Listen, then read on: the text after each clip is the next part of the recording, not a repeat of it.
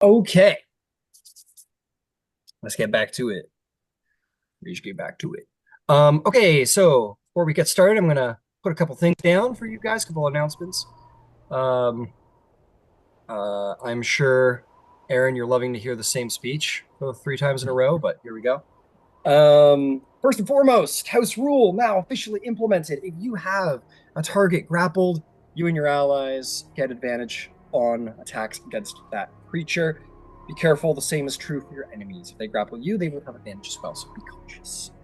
The other thing is, I am putting together a new game on Wednesday nights. So I'm going to be holding a sort of open session zero. I'm probably not going to go through all the orientation and all the the word vomit on that one. But I will be going over, who might be interested, who's definitely interested, what the campaign, what I have to propose for the campaign, what the campaign might actually be, that or something else. And yeah, feel free to come out if you're available and maybe interested, and we'll talk about the future of Wednesday nights. And yeah. That's all I've got for this particular one. There's still plenty of Tyranny Dragon left to go, so I only have 3 games to prep in 3 months because 2 of them are coming to an end soon. So that'll be that'll be a challenge. Make a workhorse out of me. Okay, let's do this. Anyway, recap time. So, welcome back, everybody. Um, let's see. The date is in game the 30th of Marpanoth. Uh, the year is fucking work. Come on, damn it. There we go. 1489 DR, the year of the warrior princess. You all have come to the top of the Nether Mountains at the behest of the dragon, Elia, but her true name is Otiala Karnos, an ancient silver dragon and defender of humanity. You were invited to this Metallic Dragon Council, and it was the Metallic Dragons to decide if they would join an alliance with the Small Folk or go at it alone in the war. Um, you also learned of Delenn Winterhound's issues. Some of you did anyway. Delenn is worried about the Misty Forest for a number of reasons. His hunter instinct tells him that the challenge there is not yet over, or at least something is amiss about how abruptly the attacks have stopped there. He is working in alliance with Aravir's older brother, Prince I should know this because I just said it. Aligarthus. Aligarthus, thank you. Prince Aligarthus, yes, a character who will be making a return as he is very prevalent in the Feywild right now. In the Feywild game, anyway. Um, but Prince Aligarthus, the older brother of Aravir, seems to be working in hand with the Emerald Enclave to secure the borders of the Misty Forest, and both think something's wrong. And the Lund Windsorhound was very thankful that you will all be willing to go there and investigate. He says that clearly the threat is halted for the moment, but that might not last forever. So whenever you're done with the Metallic Dragons, please, thank you, go check on the Misty Forest. Be sure all's well. You flew with the Great Silver Dragon across the Sword Coast and saw the devastation that the Dragon Cult has left. With the taking of Skyreach Castle from them, transportation of gold has been more difficult to do subtly. And so the people of the Sword Coast have reaped the negative consequences of your victories. People here and far are being raided, their goods taken, and the people slaughtered to the last man and child. Things are not well in the war. Something must be done. You come to the top of the mountain and you met with 5 great ancients, respected by their respective colors and type, and indeed learned a little bit about them, and frankly managed to bring them all, at least enough of them to your side that they would be willing to join with you. Protanther, the gold dragon, former king of justice, was clearly the most opposed to all of you, claiming that elves and humans are short-sighted and weak races that he has no interest in aligning with. You promised him the concession that King Melendrock would formally apologize to the dragons for the abominable Draco Rage Mithril that was activated some years ago and forced all dragons into a mad rage of slaughter. Um, you met with the leader of the Brass Dragons, Eleuthera, who believed that the dragon masks were too dangerous to remain in the mortal world and asked to be handed over, which you all agreed to, so that they may be stored and hidden away in the outer planes. Otiarlacarnos, the great silver dragon you rode in on, asked for the concession of the slain, the skin of her slain kin that a dwarven lord made into armor during these dragon moots, great dragon hunts for the pride of dwarven clans. And that an apology be made by Ambassador Brown Anvil for those wrongful deaths during the dragon moots.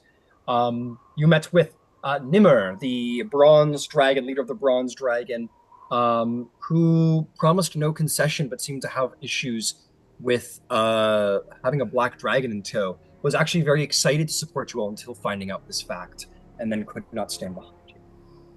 Last but not least, Taz McKella, the leader of the Copper Dragons, asked that a relic of Ciela, an heirloom to her family, the trident of her father, be returned to her, for it was stolen from her hoard long ago by one of Ciela's ancestors, to which Ciela, without question, handed it over immediately and impressed the dragon.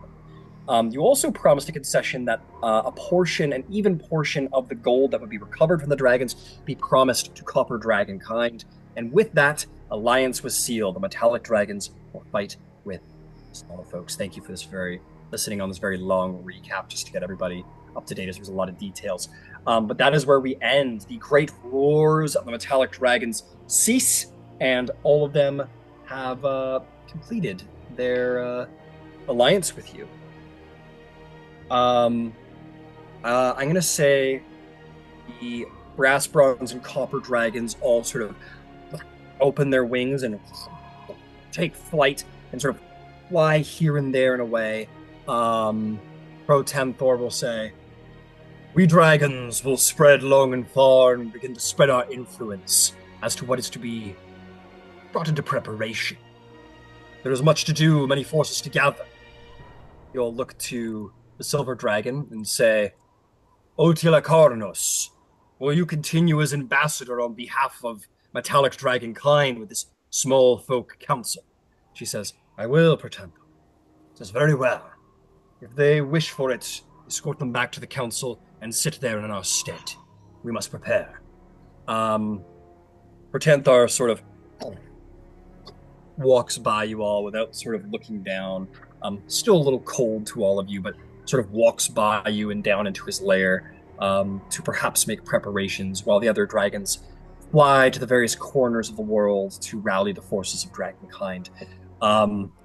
It is early in the day, and Ortila Carnos comes to you and says, "So, ready to return to your council? I must meet with them and tell them the result of these dealings. Or will you make your own way?" I have means to bring us back. If there's other stuff you need to handle before you head back. "No, this is not my lair, and it is the will of the council I serve as ambassador for dragonkind, metallic dragonkind anyway. So, I am returning there. If you all wish to come with me, I'm happy to ferry you back." I think I can get our party back, and get a head start on these concessions we've made. "Very well. Then I shall see you back at this next council meeting that is held. But shall begin my flight. The Okay. helmets watch over you." And with a great beat of the wings, she ascends a number of feet very quickly and will begin her long 2-day journey back to Waterdeep. All right. Everybody get close. Never done this before. And I'm gonna cast Word of Recall. Word recall, hell yeah. Shroud goes, "Wait for me," and jumps in at the last moment. And you guys all will feel this lightness, this divine lightness, almost in your souls as you sort of lose connection with your physical bodies, your mortal forms, and your spirits will be sort of lifted and elevated and brought into harmony for but a moment before sort of reincorporating into your physical forms, and you find yourself standing within the Temple of Chauntea at Dragonfield's Manor. And just like that, by the power of Chauntea, you are home. That's a pretty cool trick you got there, Terrence. It can come in handy. I usually can't use it because we got Lyra with us, and it's only me and five other people. Hmm. Well, that was pretty cool. I like that a lot more than traveling a few days. So thank you.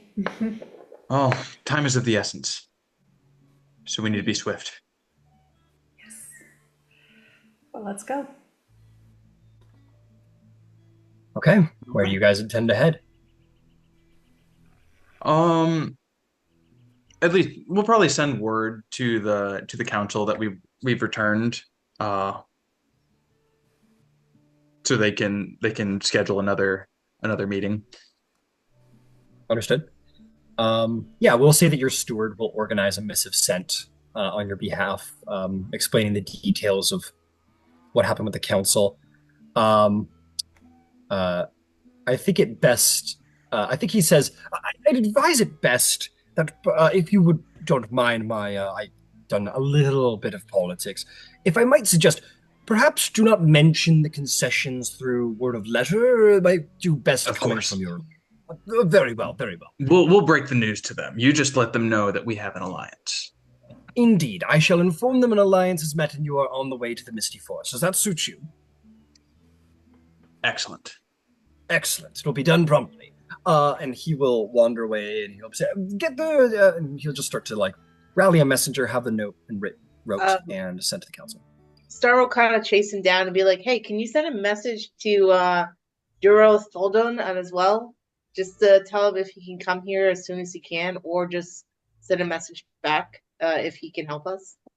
Most certainly. Where would I be sending this message to? Is this a person, individual in Waterdeep? No, he is out in the winter landscape.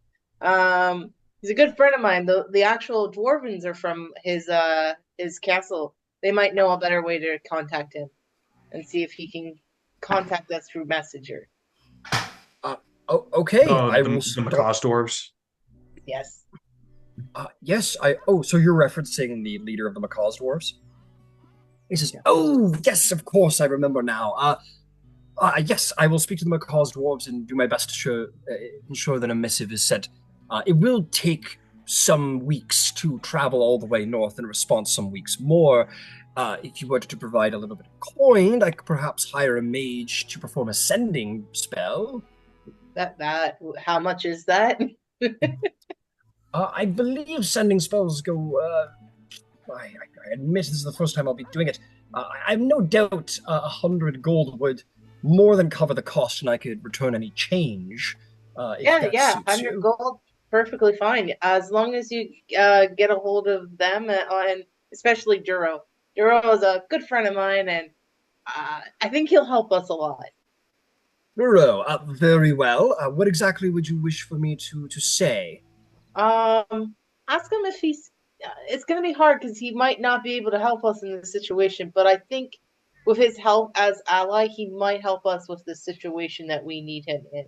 Just ask him if he's willing to speak to the Castle of Waterdeep and in regards to like a service that we need to do. I see. I will. I will inform him that you might require aid with some politics in the council to do with the dwarves. Um, Yes. very well, very well. And he will accept 100 gold from you, Star, and he Yep. will ensure that that message is organized. Fantastic. Um, is there anything else you guys would like to do? Or are you guys gonna grab your horses and get the fuck out of here? I'm gonna find out if Lyra left. Lyragoth left the moment you told, like that Okay. left 2 days ago. Yeah, like left. You were like, go to the Misty Forest, and she like started leaving. Okay. Yeah, so she's Right. gone. She's for sure gone. If not already there, probably by now. I'll have to take a check and see. You don't know? Should we handle this issue with the Misty Forest before we break the news of these concessions? The sooner we go, the less chance they have of getting ambushed. At least without our help. And it might give us a little more leverage with getting an apology from the elves. Mm. That's true. However, didn't Elia say she was headed back to the council now? It might be that before we're able to return, she's spilled the proverbial beans about the concessions we promised. This is true. I'm not saying we shouldn't. I'd much rather go to the forest myself than to head directly into the council right now. I just thought I would bring that up, that if she returns before we do, we might not be the first to have our discussion. So I'll put something forth. You all sit on the Council of Waterdeep. If you guys aren't there, they won't convene the council because you guys are members of the council. So if she were to tell anyone, it would be on an individual basis, and you get the sense Elia has a little more tact than that. On a passive insight. She doesn't strike me as a gossip. Yeah, she's especially with small folk. You get the sense that, she also doesn't have a lot of friends in the Council of Waterdeep. She just showed up. This is just speculatory, but yeah, they're not going to convene a council without you there. So if Elia was to tell anyone, it would be on an individual basis. So you do with that what you will. You can always send to her and be like, hey, just to be sure, maybe don't tell everybody what we promised yet. Yeah, and we might do that to be safe. I'll need a day to prepare it. But it took 3 days. It was 3 days travel. 2 days? Yeah. More than enough time to prepare it. Yeah. I'll send a message before she gets here. Okay. Perfect. Then it sounds like we're going to the forest.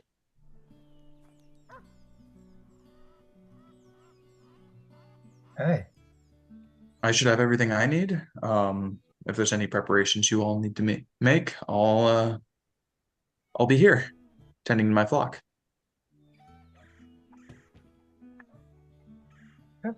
I'm good. Yeah,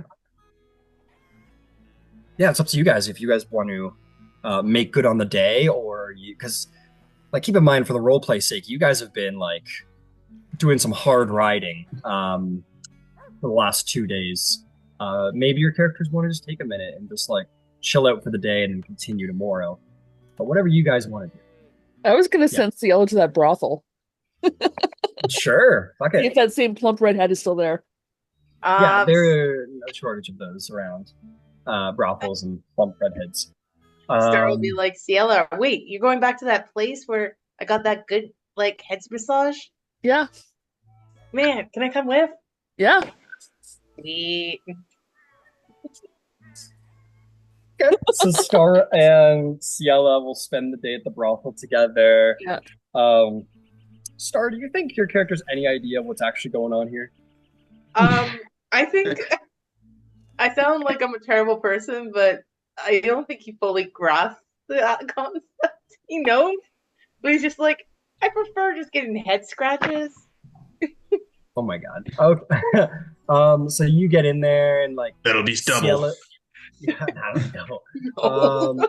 You get in there and you're, Ciela, they're like, oh, why do you have to leave? Ciela goes off. And I think you go find somebody and you pay them for making head scratches, and they're look at each other and laugh, and one of them says, if you have an itch, I know the best way to scratch it. For a couple extra gold, I promise it will be that you'll never forget it. Okay, it sounds great. I love it. Let's go. Okay. And she will take you into a room, and it'll start with ear scratches, but it will evolve. And we'll fade to black there, as I imagine Star finds a new place that he likes to be scratched. And it's behind the ears. Under the chin this time. Ooh. Yeah, I got under the chin. Are you great. drooling? Yeah, so Ciela and Star will just have some fun, some drinks, some food, some carnal sin. And it will be a good time. Yeah, you two will have a good time. Why don't we say drop like you're spending like the whole day there? Why don't we call it like yeah, what kind of services are you purchasing? Are we talking like high quality individuals? Same girl as last time is what Ciela was looking for, that experienced middle-aged lady. Yeah, okay. So we'll say like middle of the line. Let's call it like 15 gold just to like spend there for the day, food and drink and good service. Sounds good. Sounds good. What about the rest of yous? If anything. I'll go get some more inks and paper for spell copying. At this point, I think Aravir knows exactly where to go to get what she wants in that regard. You can purchase as much of that as you like. This is Waterdeep, after all. Sweet. We could say that takes like maybe like an hour. I'll be generous and say it'll take like an hour to get a carriage and ride out and purchase and browse and come back. Do you want to copy some spells today, perhaps? Yeah, for sure. Cool. We'll say with the hour of travel around and doing stuff, we'll say you can do like 7 hours of spell copying today. Okay, cool. Cool. So you play with that however you like. Terrence, you tend to your flock. You've got some converts here. Oh yeah, I gotta roll something. Yeah, you bet. The dice agree with me, so you know. There's you my approach boy. Zig. Yeah, you find Zig, your favorite boy, and he goes, Terrence, Terrence, it's been such a wonderful couple days. I have learned that the grace of the mother. This is good news. I'm glad that you're settling into your role. I've seen so much. My eyes have been opened. I can see how holy this place is, and I see so much, and I just feel different. I feel really different. It's good. This is good. This is good to hear. Wait, what can I do to ever repay you for your services, for your helping me see and open my eyes? You're already doing it. Wow, are you sure there's not like anything on the extra on the side you might like? What do you imply? I'll do anything for like a little extra, like, piety and stuff.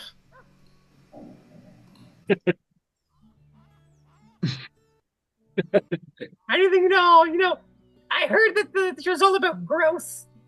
I'd love for you to show me how to make things grow. All right. Okay.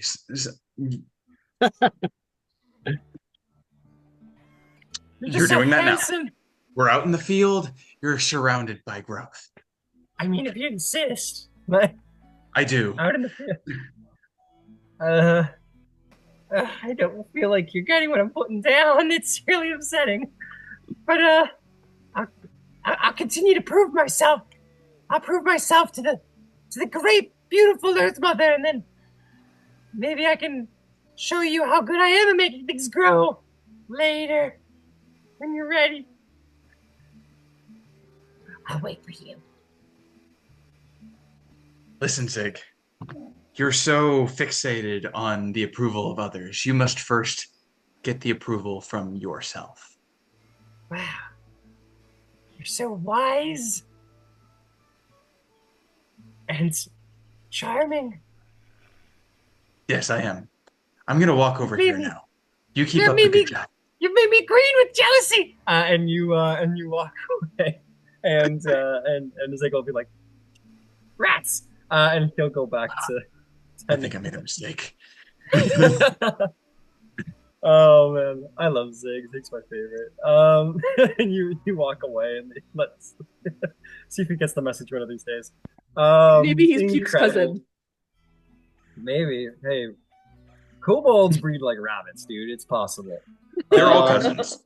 Every they're all kobold is cousin with another kobold. perhaps. Okay. What about Sabrosa? What about Erebir? Oh, we already did Erebir. What about Sabrosa? We did.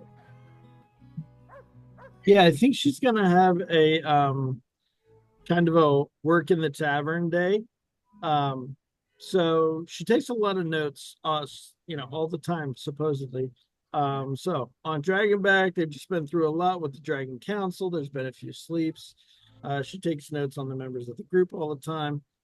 She takes notes on the council. So that's a lot to organize and to transcribe. So I think she's going to take a day, spend some time in the cavern, not cavern, tavern, listen to some live entertainment, eavesdrop on the people around her, and transcribe her notes. At one point there, you're well, maybe be an insight check. Let's see what news you turn up because there's plenty going on.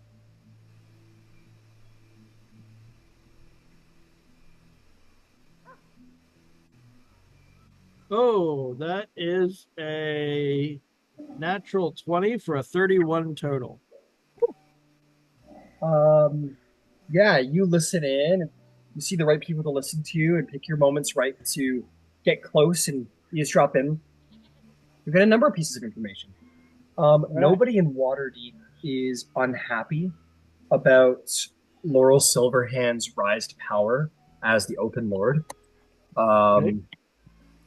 And I might give you a little extra insight into that. I think you're going to catch on to some things that will be important. Okay. I'm just making sure I'm getting it right.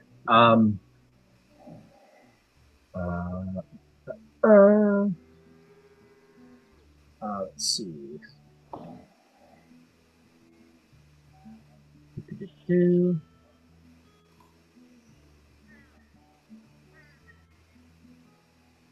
Okay. You hear a number of different things about Dagult Neverember that you did not know about. Um, you heard about, you heard that his rule was, people were worried that his rule was like slipping into a little bit more of like a tyrannical nature. Like no one could say that he was a bad guy, but people were worried it was going in that direction. There were several political scandals that had been tied to him, including like using exceptional funds to hire mercenaries for personal projects involved with his businesses. And there's even speculation that he was trimming gold out of like the taxation for his personal pockets. So you get the sense that there's like, it's gossip, right? You don't know how much of it's Yeah. true, but there's a lot of stuff about political scandals, corruption, a sort of a teetering towards tyranny. Um, let's see. You also maybe hear one or two rumors that he is not handling it well. That he's like pretty pissed off that he got ousted. And that's kind of what you hear about Dagult Neverember.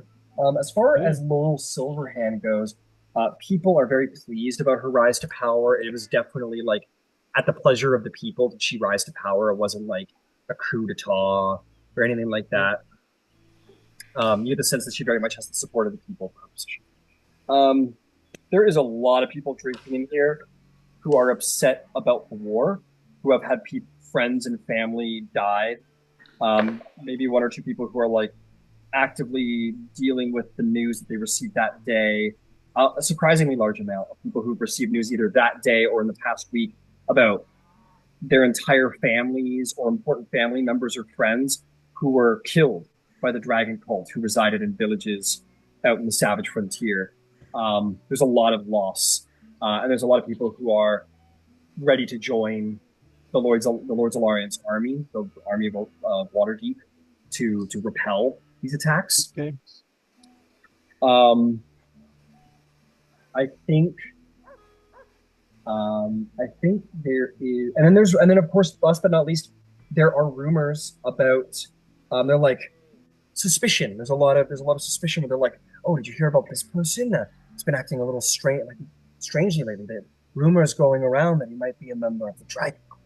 Um, and you've been doing this long enough, Sabrosa, that like a lot of this is like expected in wartime paranoia that people are like trading off to the evil side. People are letting their fears get the best of them. And there's a lot of suspicion about like, is my neighbor like a communist, basically? Right. There's a lot of that going around. Like, are they handing out like propaganda? Are they like, is the cult active in Waterdeep? Like, look out for your neighbor. Maybe they might be a bad guy. A lot of that. So you get a lot of paranoia, a lot of grief, a lot of anger is spreading around to do with the dragon cult. Okay. There is one other thing. Actively, there are these three dudes, these three humans who are sitting off on the side, and they'll keep like looking over their shoulder at this one guy who's sitting at the bar who's having a drink. He's just by himself. He's just having a drink. You don't know anything about the guy. But these three dudes are like, they're like, I heard that his uncle joined the Dragon Cult. Yeah, you heard what they did to Barnaby's family. They're like, but he might not. He's like, but what if he is? It's better to be careful. Maybe we should teach him a lesson. What do you think? And they all go, yeah. And they all go over and they're like, hey, let's buy you a drink. And you kind of keep an eye on that situation for a minute or two. And they get him drunk. He's like, oh, excuse me, I got to go out in the alley. And he runs out into the alley. He says to puke his guts out or something. And then they all like nod at each other and they leave as well. Would you wish to do anything?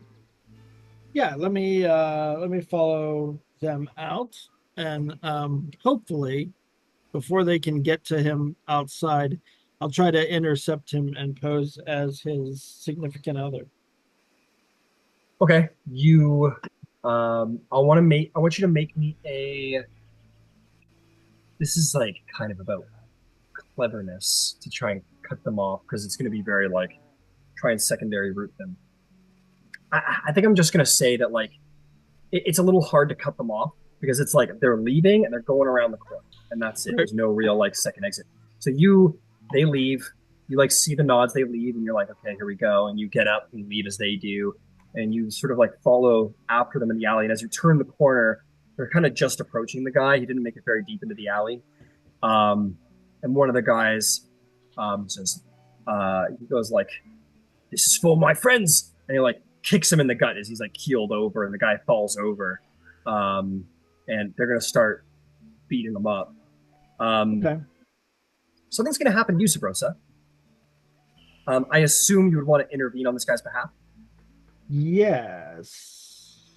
As these guys start laying in to this dude who's having a drink, you Yes. feel this like you're strangely, and this hasn't happened to you in a very long time because you're very combat knowledgeable. You've got good nerves. Your heart starts beating like a drum. It starts going, and you're like, what's going on? And you realize that there's like a flutter in your belly of like excitement, and suddenly you realize you've lost time, and you're standing over like the guy who's getting beaten up, like his arm's broken, his like eyes blackened, and he's like leaning against the wall looking at you like, and you look down and your hands are covered in blood, and these three dudes are dead. Oh. They're Wow. like full Baldur's Gate Dirge style. These three dudes are fucked. Like they're not like ripped apart or like grotesquely mangled in that Dirge kind of way, but you're like look down and they're dead. You look down, your hands are red. You're holding, I think you have a rapier. You're holding your rapier. Yeah. Your rapier's blood soaked, and they not in anything like excessively vicious, but they're dead. And you sort of like come to and realize you killed them, and you feel like the heat sort of like calming in your blood as if you blacked out in a moment of like intense rage. Okay. And that thing inside you that hungers, that you felt when you came back to life, calms. Huh. Okay. Let's see what we can do about this situation. um,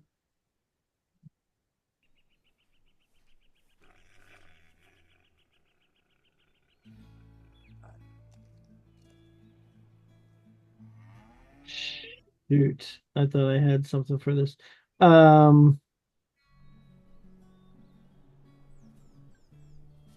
okay, let's do.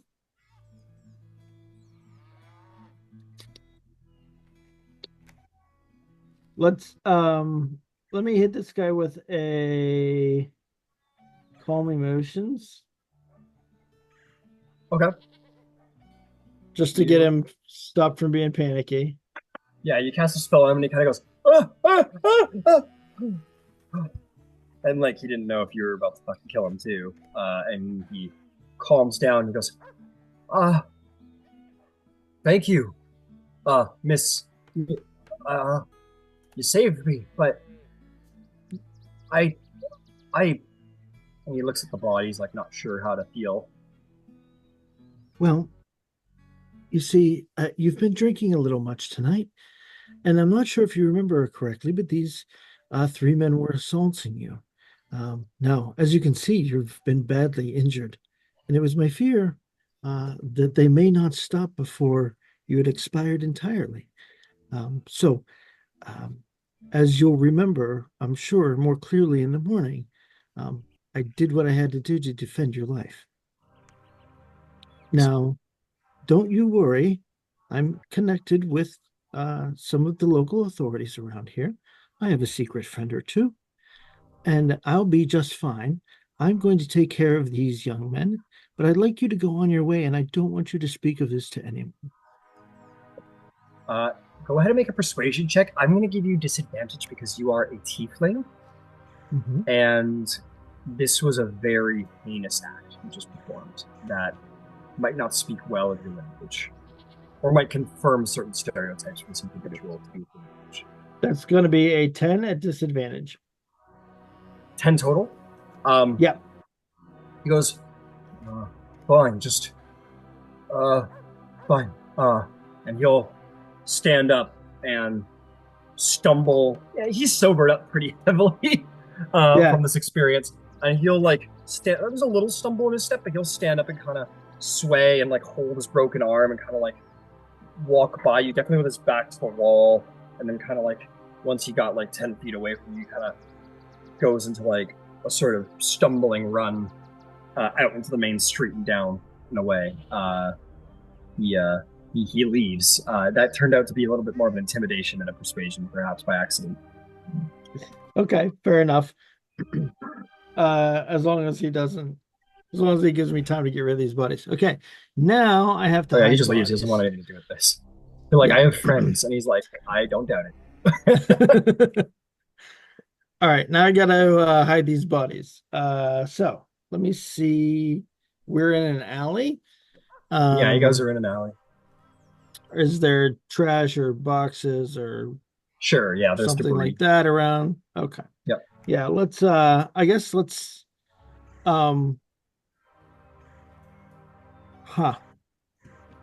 Is there anything specific about them that would suggest that this was not your normal random violence? Maybe an investigation check or an insight check. I'll give you either or. I'm going with investigation. All right. 21. You go through their pockets and whatnot. They have some silvers on them, some silvers and coppers on them, and not much else. These guys they look like laborers by their hands, calloused and sort of, a little more broad. They got the bellies from like probably having a drink every day after work. So you think these guys were like, maybe one was a smith, one was a carpenter. You don't know the specifics of their trades, but you don't think that these guys were exceptionally more than just commoners. Yeah. Did they seem particularly drunk when they left, or did they seem more on the sober side? They were a little in their cups, but they weren't like stumbling all over the joint. Like they weren't hammered. Yeah. They definitely seemed. There was a liquid courage situation. You go beat the fuck out of a guy. Um, Alcohol sort of firing up their blood a little bit, but Sure. they weren't plastered or hammered or anything like that. Okay. I'm going to take everything off of them that's of seems to be of any value at all, even to like the most common commoner. So, down to like shiny buckles or whatever.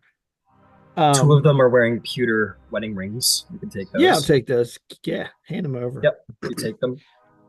And Take wedding rings. Other than that, common clothes, coin purses. That's it. yep. All right.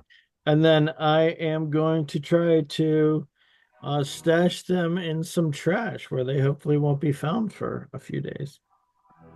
I think I want you to make me a deception check to Deception. convincingly hide these guys. That is a 26 modified. 26. You find some boxes. You open up the boxes, toss them inside. You like move the box over towards the garbage first, so that like maybe the smell will be hidden a little bit at first. And you sort of like put them in the box, and as quietly as you can. You maybe like put one nail in the front just to like seal it, so nobody, if anyone cared to try and open it, they might find themselves not wanting to bother. Yeah. And it's not super efficient, but you don't want it to go hammering away over here. And you may attempt to slip away, making a stealth check. Oh, I'm actually going to take one of their shadows Oh, sure. Yeah. and wear it out of here. Sweet. Wear it out of here.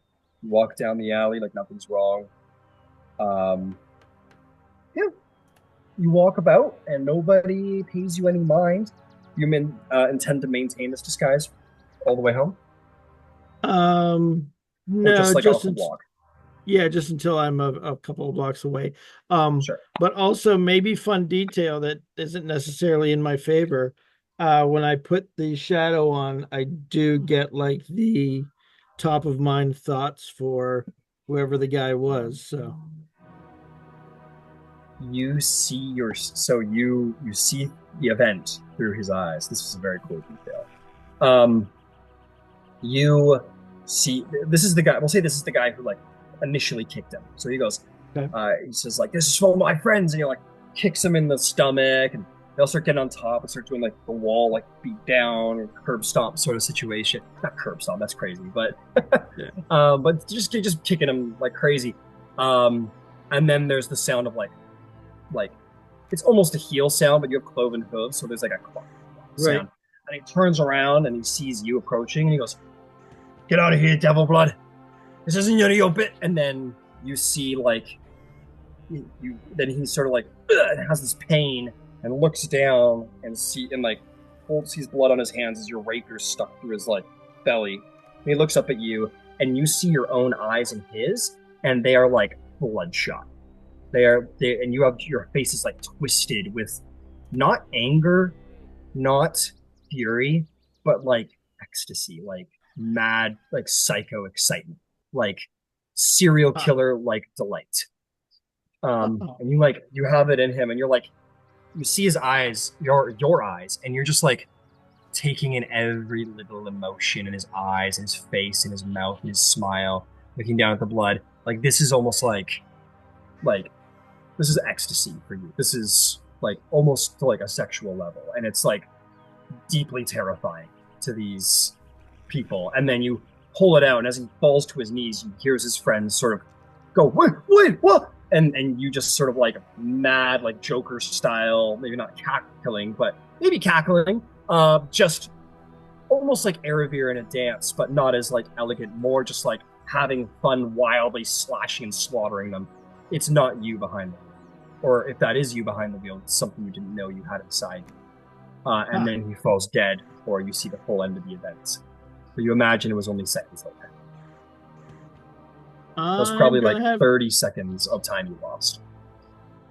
oh, okay. I'm gonna have to make some time on my schedule Sunday morning for Terrence's show, I guess. Hell yeah. Okay. Yeah, I will sneak my way out of the alley, get a couple blocks. Actually, I will go in the opposite direction of the estate in my disguise. And then drop the shadow and kind of like do kind of the 3 left turns long way around to get back to Yep. the estate. You get back, as far as you know, you will do so without anyone halting you. As you make the 3 left turns and you make your way out back on the opposite side of the block, um, you know, you probably can't help but peek down the alley, where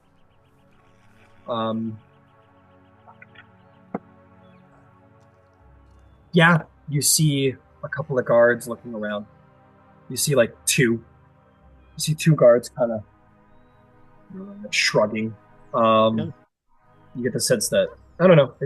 You might or they might or might not find what you were looking for, but you work really well. And they seem very like, you know.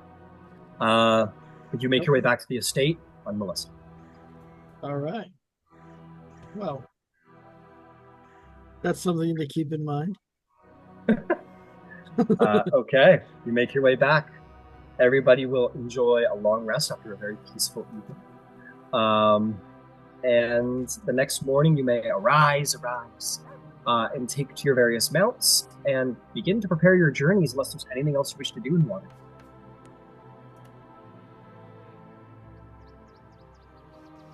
Should we get a hold of Dallin Winterhound? Let him know we're heading that way. I told him that we'd head there as soon as we got back. So Is he there now? I'm not sure. Yeah, I think he's staying here. He mentioned that he has to be on the council. I mean, that doesn't stop us. True, but he was stationed here by the Emerald Enclave, and it's his duty to be here. That's fair. I'll send him a message, let him know we're heading that way. And I'll cast message. Okay. Sending? Yes, sending. No problem. I'll say we've returned from meeting with the metallic dragons successfully. Now we're planning on heading to the Misty Forest. 8. He left. You're welcome to join us if you so choose. If you so is where it will Oh, it'll end. It's all good. Yeah. DeLon will respond rather quickly. He'll say, "Well done, and done swiftly too. I'm very impressed. Thank you for the update. Erebir knows where to go.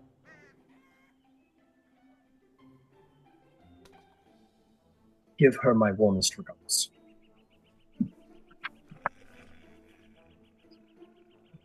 I assume Erevir's here. I'll say Dallin says hi. Did he say anything else? He said you know where to go, and he's impressed with how swiftly we handled that. Oh, okay. Got it. Were you expecting something? No. She maybe answers a little too quickly. My expertise in passive insight individuals might sense something there.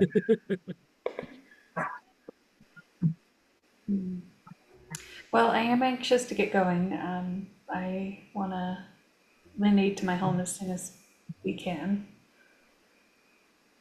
Let's make haste.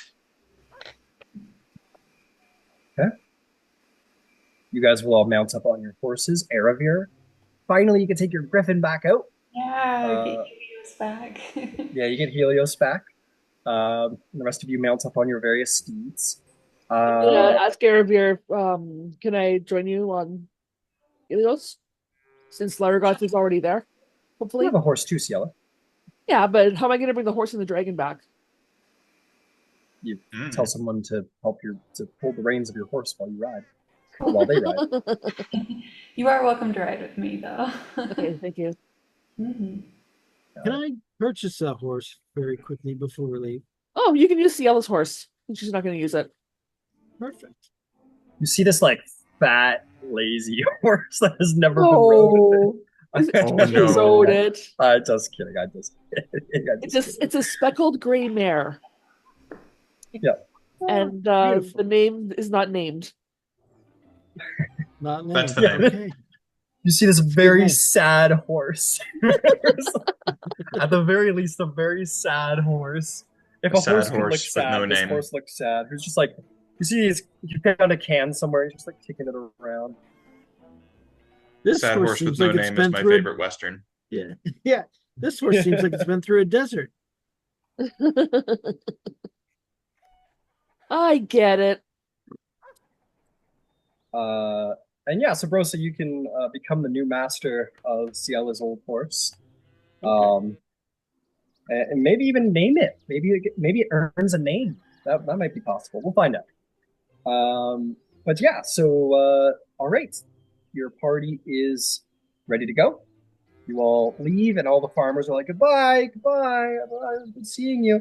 Zig's like, may the great mother protect you. And he like waves like crazy as you guys go. Gotta He do goes, something "Bye, about this. Terrence. Bye, great harvest master Terrence Marigold Jr. The Definitely immortal." made a mistake. Oh god. He falls on his knees.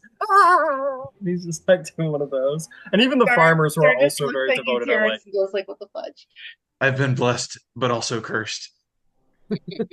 somewhere Chantier is cackling. And yeah, you guys can ride out. Okay. Boy, who is gonna plot this journey? Who do we think knows the way? Well, Aravir would probably know the way, but if Ciela knows where it is on the map, she could also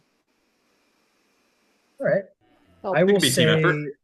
yep, I will say between Aravir, because Aravir, that's where you lived, and you've come and gone from the forest, especially on your last time there, you left, and I believe ended up in water, if I'm not mistaken. So you know the way there. But you know that you're going to somewhere a little more in the north, so it's a little bit more of an off-road journey, and see how you fill in the gaps. So I'll have a survival check from you, Ciela, to sort of plot this journey. I'll give you advantage because of Aravir's knowledge of the Misty Forest and its lands. Dirty 20. Yeah, you guys plot a journey to Daggerford, which is easy. Just follow the road. And then you travel east up the Delimbir River, which you guys have already taken once before from Jolkun. And then make your way through the hills into the Misty Forest and north, where Aravir, once you hit the forest, Aravir can guide you guys, with your help still, so as not to get lost, to the village spoken of by DeLong. Okay, and you guys are aware that on horseback, give me a moment while I get that info out. Take just a fair moment. This is very kind.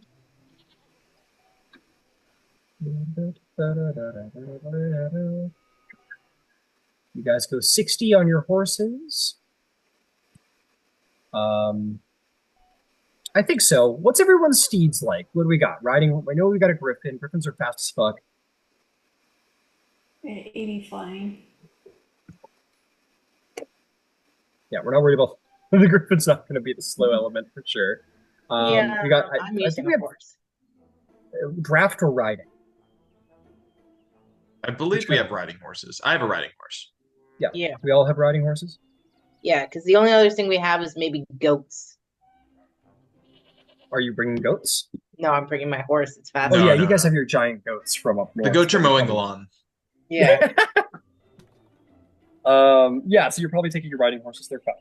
They're faster. Okay, cool. So, let's see here. So you guys do 60 miles a day, and you guys are traveling 8 hours a day because that's how that works. And you have to travel 190 miles to get to your destination. So you guys are going to take about 3.5 days to get there by Cielo's route. Okay. On the first day, I will send a message to Otella Licarnos. Yeah. Elia, if that is your preference. Yeah, I'll send a sending. Understood. We've arrived safely. Off to handle a separate issue in the Misty Forest. Don't break the news of the concessions just yet. But you can, and that's it. okay. 25 words. I'll send another one. I'll send another one just Sure. to clarify.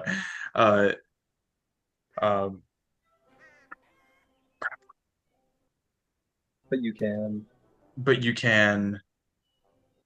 Tell them we have an alliance, and then I'll leave it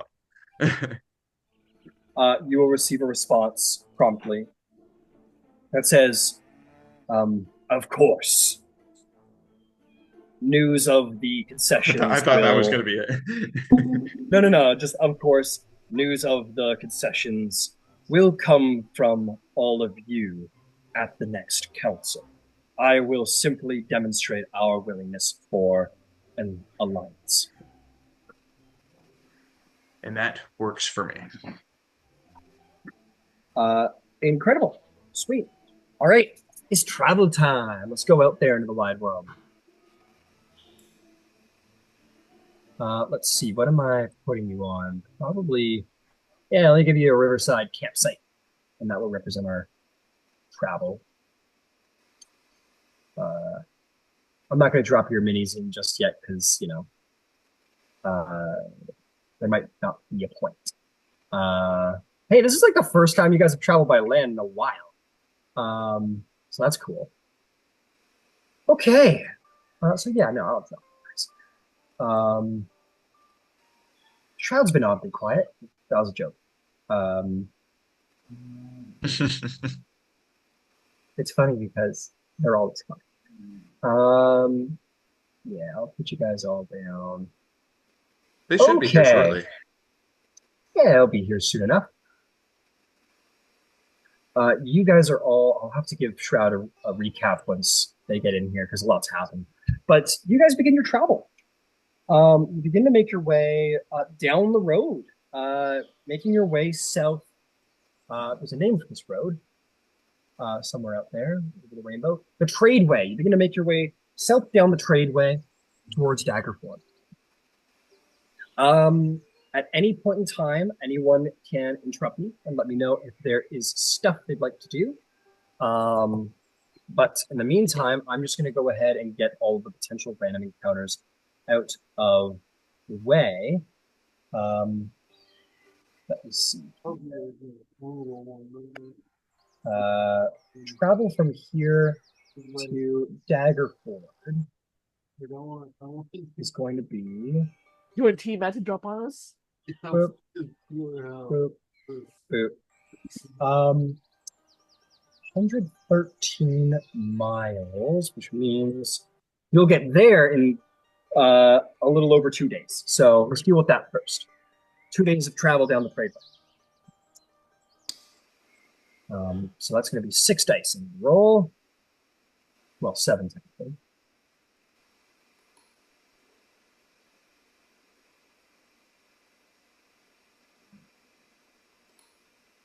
Aha. It seems the dice want you to battle. Okay. So you guys begin riding. You guys go riding for quite a while, and you are going to have a little random encounter, maybe about an hour out from planning where you're going to camp on the side of the road. I got to figure out what that is. That's my job. Let's see. You guys are on the road, and the terrain is. Let's see how it goes. Let's see how difficult this one's going to be. All right. Somebody roll D100. Who wants to roll D100 to see what bad thing happens to you? I Well, can good do thing. that. I Yeah, got a go for it. D100.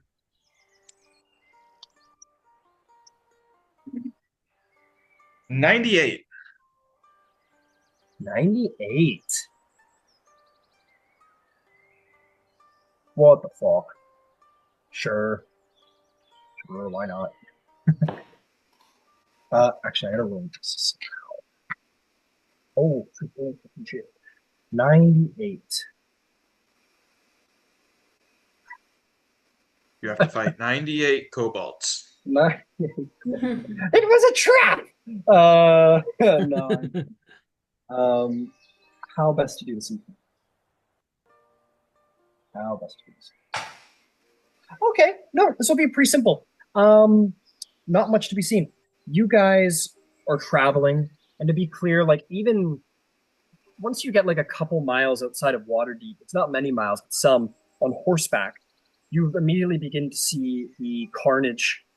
The first village you come to is okay. They look like they're doing all right. The second one you come to is right. Fucked up. Buildings burnt down. Like this is not like immediate, like this is happening in the moment, but you see buildings burned down. You see bodies. You see like a couple people hanging from a tree, a couple like commoners, and some villagers or actually soldiers probably like cutting the ropes and like letting them down.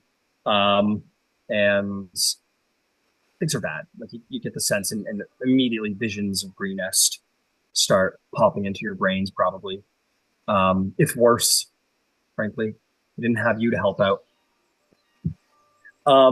But it is about the time that you guys are going to settle in for camp, and the sun is going down, that you all see a silhouette in the sky. Big beating wings, moving north. What do you do, if anything? It hasn't come upon you yet, but it's making quick headway towards you. It's coming directly toward us.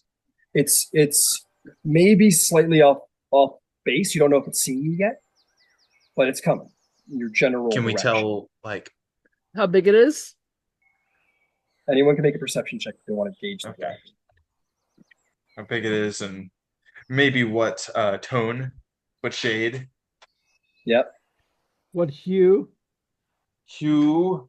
A natural 19, which makes it a 27. 27. I also got a 27. Also got a 27. I got a natural 1. Terrence, you're like, what could it be? And then I think Hmm. Cielo and Sabros have the same idea. I And think that's a dragon. you're like, wait, what is And then like their horses kick off and like some dirt gets in your eye. So actually I'm gonna say Cielo's on the back of Erebir. So you're trying to like look, and you know okay, this is a cool way of doing it. So you both roll really well. You can't see exactly what it is, but you know that it's an adult. It is a big fucking dragon. But you know how to gauge if it is chromatic or metallic, and that is to get into the refractory position. And you tell Sabrosa that because you're dragon expert. So you're like, just ride into the field there, see if you see any reflection. And Sabrosa you'll take off. Erebir? And with your we're not done yet.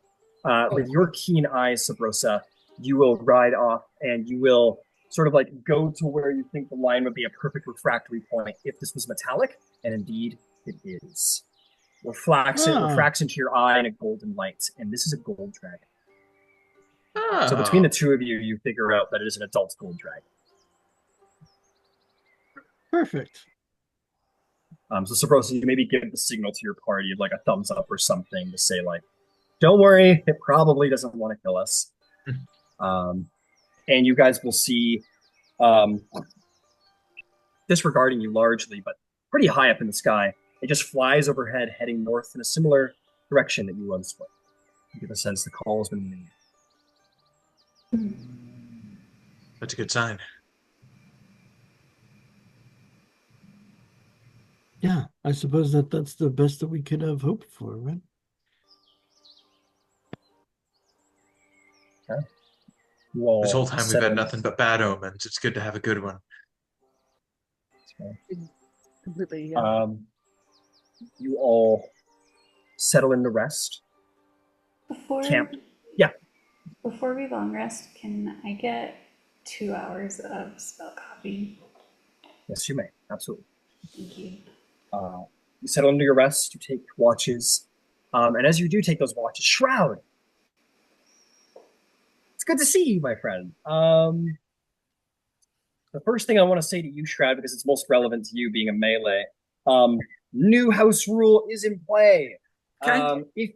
If you grapple somebody, you and your party will have advantage on that individual, and vice versa. So be careful. The second thing I'm going to say is in game, Shroud, you look into the fire while everyone's asleep, and you reflect on the events of the last couple days that you were definitely there for, and you recall how during the Council of Waterdeep, Elia revealed herself to be a great silver dragon. Your party jumped on the silver dragon's back and flew north and met with the Council of Metallic Dragons.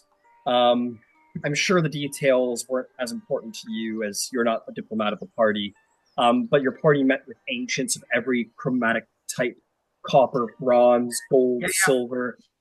Some of them were really on board for trying to fight. Some of them were really not on board for fighting alongside the small folk.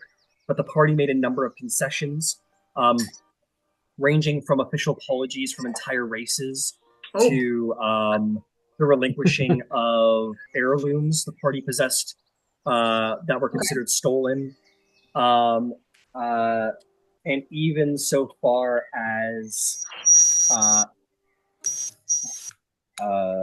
We have to get a return a pelt yeah, or sorry, a armor, little bit of a set of armor. yeah. Sorry, there was a little bit of a squeal there that kind of split my ear for a second. That might have been you, Shroud. I'm not sure. Sorry, I have my Oh, got it. And yeah, another one, a concession from the dwarves, and the return of the hides taken from from her niece, who was killed by the dwarves in like a hunting party, like for fun, basically. Okay.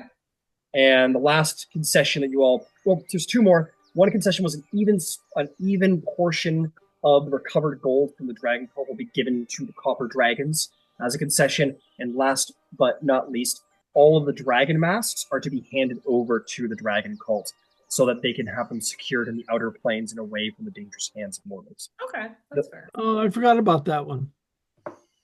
Oh man. Those four concessions were made to Dragonkind, and they have joined an alliance with the small folk. The Silver Dragon means to sit as an ambassador on the Council of Waterdeep, and you will all tell them of these concessions in the next council meeting. But right now, you're on your way to help out the Land Winterhound. It seemed that he believed that the ceasing of raids on the Misty Forest, there's a bigger story behind it than simply intimidation from the patrols of the Wood Elves, Wild Elves of King Melandroth.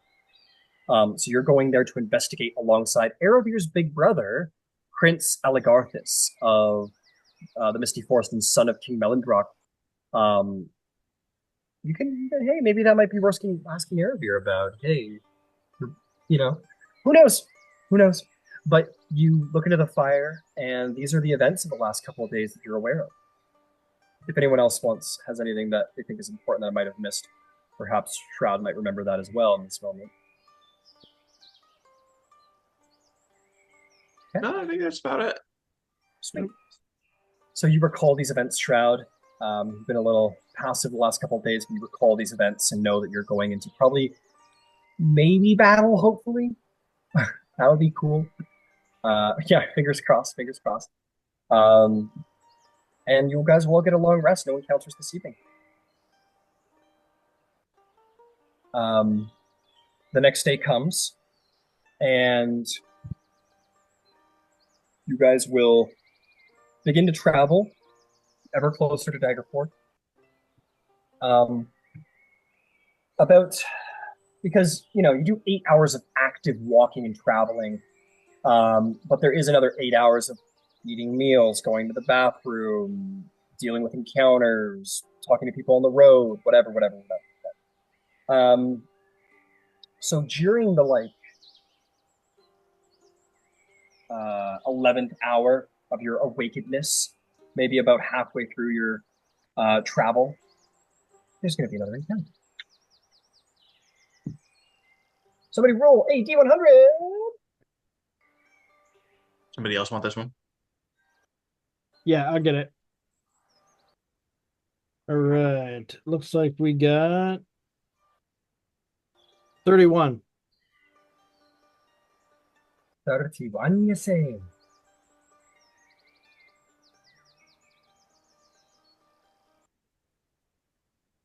Okay. All right. Do me a favor, folks. So just take a second to get organized. Not too long, but a second. If you'd be so kind, feel free to do a little bit of roleplay. This is the next day, and we're traveling. This is the next day. You're on horseback or griffinback and travel.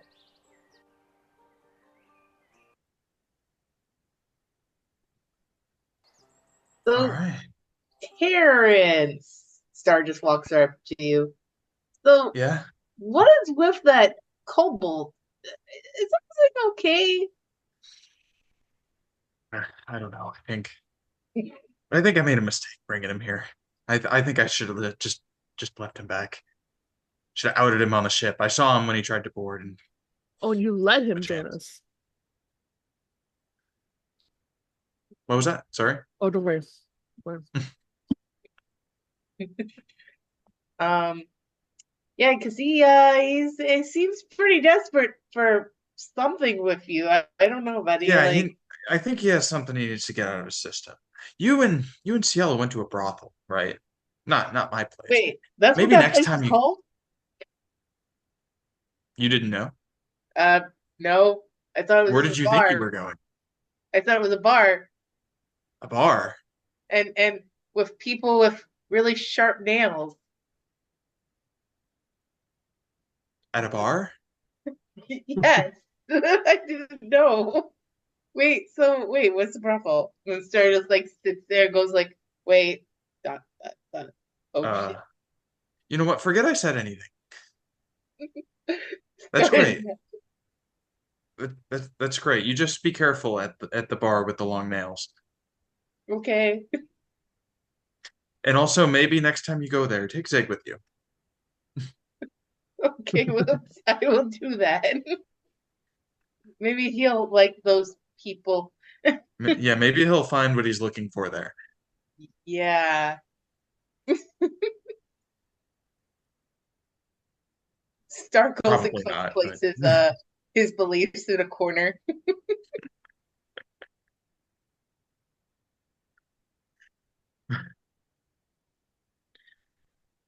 I've made two mistakes.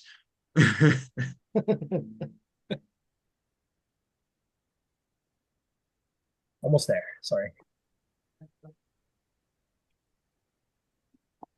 I think I'll name this episode "What's a Brothel."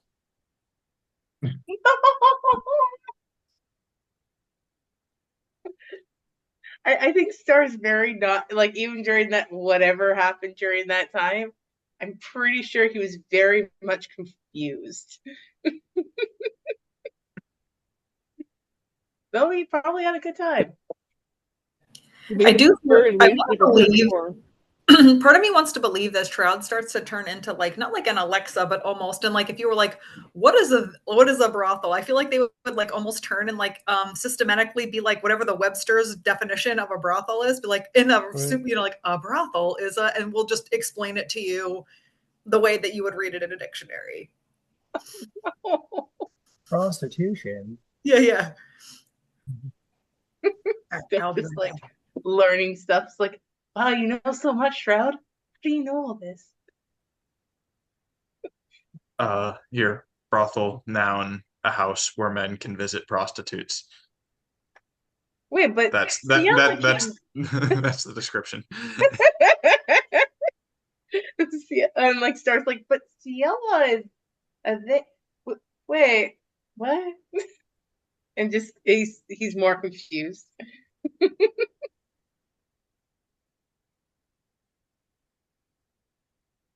Eravir,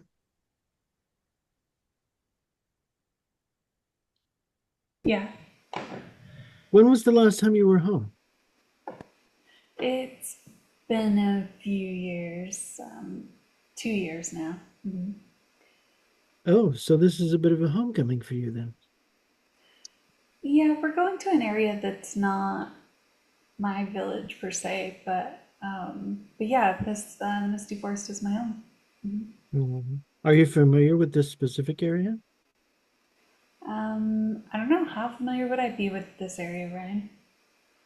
Well, history check. I'll give you advantage.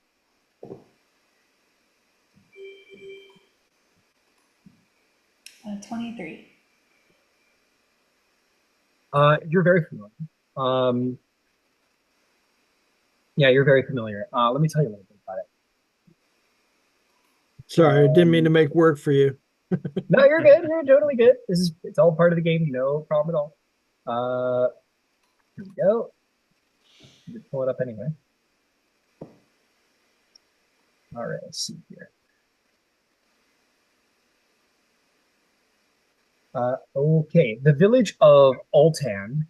You know, Erebir is a two-tiered town, or settlement, really, which is what most of the Misty Forest's villages are like. They Most of their villages are built up in the trees, so they're treetop villages, and there is like a presence on the actual ground, and it's built that way to avoid like to not like not to ruin the habitats of various beasts, and to stay away from like orc raids, so they can kind of like live in harmony with the natural habitat, not squander it. But there is a presence on the ground, and you know that they were founded by, you don't know his name, but there was some like really famous ranger who died like many hundreds of years ago. And they venerate that individual as not a deity, but someone that they give great praise to. And so that village was established by an ancient ranger and is pretty remote. They're not like, you know, they're probably easily a target for the Dragon Cult. You're not too surprised they got targeted. Okay. Yeah, I'll share that with you, Sabrosa. Would I have ever visited? Oh, I'm sorry. Go Sorry. ahead. Would I have ever visited this village, or have I just heard of it? What do you think? Do you think you've ever visited? Do you think you've ever visited before? Do you think you would have visited um, such a tiny, remote village? Maybe not. No. Okay, there you go. Um, Sorry, Sabrosa. What were you saying?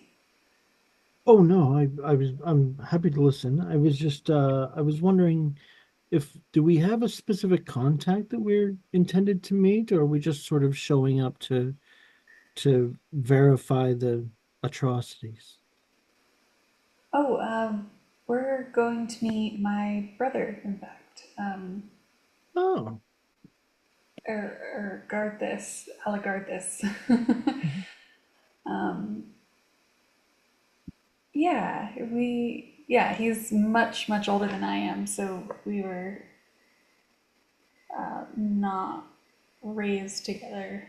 Um, but hmm. he's a good guy, from what I understand. Still a bit of a family reunion nonetheless. Yeah, it's been quite a long time since I've seen him. He's been away in the north. And there's a difference in opinion between your father and your friend about the urgency of the state of the Misty Forest. Is that correct? Yeah, but my father's always been slow to react, and I'm not surprised he's taken a defensive approach to this conflict when I think the cultists should be sought out and taken care of before they can attack any more villages, at least that sect of them. So I do think Delan is right to worry for maybe a second attack as well. Well, certainly. I mean, it definitely does appear from a bird's eye view that there's quite a bit to worry about, regardless of. Do you know where your brother falls on those particular debates? He is more apt towards action. I think he would be more inclined to seek after these cultists as well, prevent another attack from happening. Oh, good. Then it sounds like we'll have some support for our endeavor. Mm-hmm. Yes, as long as good old dad doesn't find out too soon. Well, I understand that. We've all had parents. Mm. Anyway, thank you for sharing. Yeah.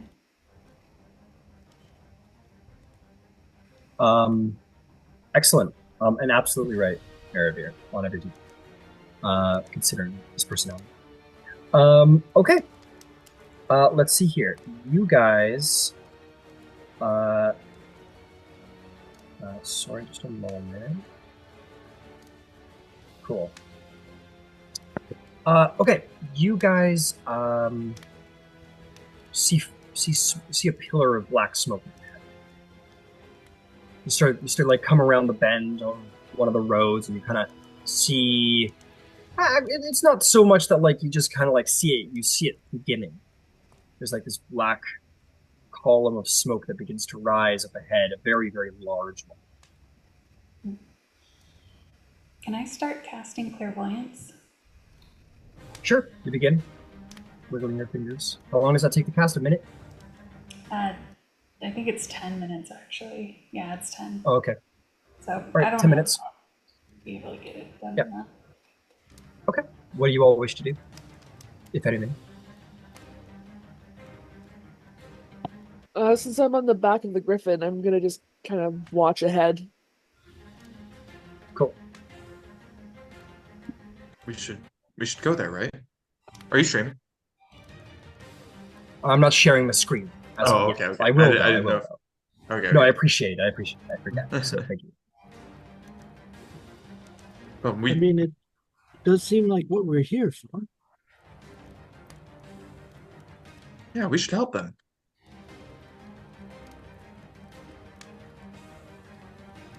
Okay. You riding over, everybody? I'm Yeah, riding let's over. go. Let's go. All right. Yeah, let's ride out. I'm gonna put up my hood. Sure. Put up your hood. Everyone starts going into a bit of a canter, or if not a gallop, getting closer. And I also, won't- sorry, one more thing. I'd like to cast Ambush Prey. What's that? It is a ranger spell where you channel primal predatory energies to perfectly conceal your presence in order to surprise your target. You become invisible for the spell's duration, granting advantage on all dex checks to remain hidden. The invisibility will last for the duration of the spell. However, moving 5 feet or more in your position when I cast the spell, I have to wait. Okay. As long as you remain invisible, the first attack you make against any target is unaware of your presence deals an additional 1d6 points of damage. Okay. So I'll wait to cast that. Is that a newer one? There's a bunch of new spells on here I've been trying to read. So this will not work because I'm you will moving. be moving on. Yeah, unfortunately, because. All right, yeah. But I'll Sorry, cast it when you stop moving. Understood. Okay. So I will say on Griffin back here, you can ascend a little bit if you wanted to just like get a bird's eye on what's going on. And if you do so, you do see a small farming village, not unlike Greenest, if a little smaller. in flames, and you see a not an adult, but still a red dragon line of flame, and then it's flying away from the village as it has been full. Pretty much every building is like fully lit in like crazy fire, and that dragon begins to fly away. But you do hear like screams and cries from the village, and you guys head for the village, or do you go chase the dragon? I think it's to go save the village, whoever's left in there. I agree. Got it. Okay. You guys, Aravir, is that not what you want to do? No, I follow the party. Yeah, Aravir, you're like, okay, everyone, let's. And Terrence is like, save the village, of course. And you're like, oh yeah, of course. Obviously. Obviously, you didn't have to tell me that. All right, so you guys, so it is pretty dense buildings where everything's at its height. You guys want to just like ride your horses down through the streets, or did you want to like dismount and like go in on foot? I want to circle. You'll circle up above. Probably dismount. Yeah, in case our horses catch on fire or like. But yeah, go in there by foot. It would be easier. Well, we wouldn't want our horses catching on fire. They're I like my horse. infamously flammable horses. Yes, Apple does not appreciate being on fire. Remember, he got named. Yeah, Apple. That's right. Okay, I'm gonna start dropping minis in. I will share the screen. I would like to clock the direction the dragon is flying away, though.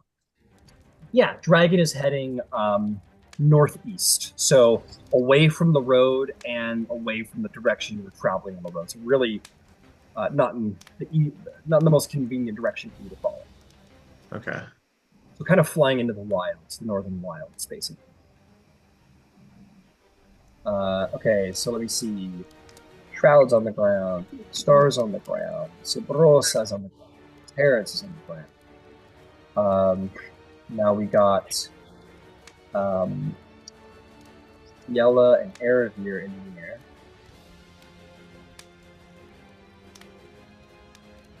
No. Okay. Whee! Sorry, playing with my action figures, don't mind me. Okay. So you guys all fly in. The city is like, this is the town. The town is fucking smashed. It's on fire. It was lit the fuck up. The most immediate thing you see is I haven't dropped any villagers in because I wanted us to play the game, but you do see sort of in the courtyard. Aravir? You're not sharing. Am I not? I see it. You are. I see it. Oh. Okay. Yeah. It's not up for me. Oh no. Check your. I don't know. I'm sorry, I don't know. I'll reshare it. Let me. I'll stop the share and I'll reshare it. Oh God, I hit the wrong button. Oh no, she left the call. Oh, there we are. Boom. How's that? Is that better for certain individuals? Yeah, I've got Cool. it. Sweet. So I'm gonna give them a better base so you can track them a little easier. Yeah, let's give them yellow bases. You see these guys over here. You know, you expect that there's more deeper into the village, but there are these like 4 raiders. They're going around. The kobolds are just like kind of, I don't know, just kind of running around, kind of, and they've got like these big shields and spears. Then you see these 2 cultists. One of them dragging this woman out of her home, like by her hair, and she's like, no! She's being like dragged along the ground as these 2 kind of like come out of the building. The other guy's like got a sack over his shoulder. You expect full of raided goods. Let that go, or what do you do? Gonna shoot an arrow at him? Yeah, I'm gonna like charge toward him. I'm gonna start running toward him. Shield out. All right, let's roll initiative. Let's fucking do it. I will be Right. generous with you guys a little more. I am triggered. I'm Right? sure that This is is. like session 1, Ryan. I do No. have a problem. My cat's so heavy. Not again. You guys fully like just keel over in PTSD. Right? Or just rock back and forth. No. Not again. Oh God, this is reminding me of when Moonfrost was around.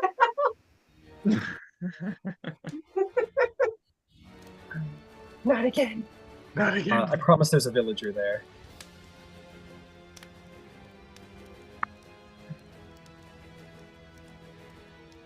Are you happy? That's gonna be do.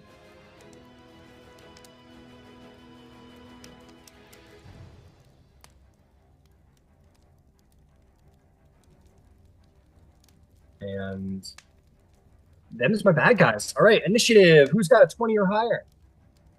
28. What? 20 to 15. 16. I got a 19. Hey, Aaron. makes sense narratively. Got a natural 18. Did I hear you, Aravir? Guess what I? Yeah, I got a 19 as well. Oh shit! Who's going first there? Terrence can go first. I think it makes sense narratively, charging in and all. Okay. What did you get, Star? 14. What did you get, Sabrosa? I got a 9. Oh man, man. All right, Ciela, kick us off. You're on Griffin back. Yep. All right. First off, overdraw. Overdraw. Aiming at the 2 kobolds. The one that's closer first.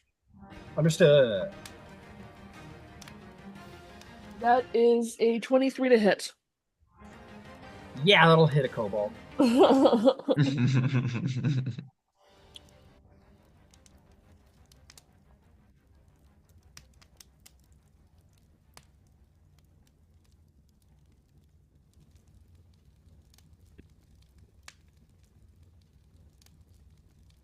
Hang on. 10 plus. That crackling fire is pleasant. Oh. 4 I and apologize. 15 plus 5 is 19. I almost went and got a hot chocolate to sit by it. That's 24 points of piercing damage. Oh man, don't say hot chocolate. 20. I have hot chocolate. Or 20 for what kind? 20 of piercing, 5 of acid. 20 piercing, 5 of acid. Understood. So 25 damage. The kobold takes the shot, but isn't as weak as some of the other kobolds you've known. They seem to have stepped up their game. Is he within 5 feet of the other guy? Yeah. All right, let's horde break them. Hell yeah, fucking right. This one is a 16 to hit. 16 does hit. Go ahead and roll damage. First kobold's blood. As a note.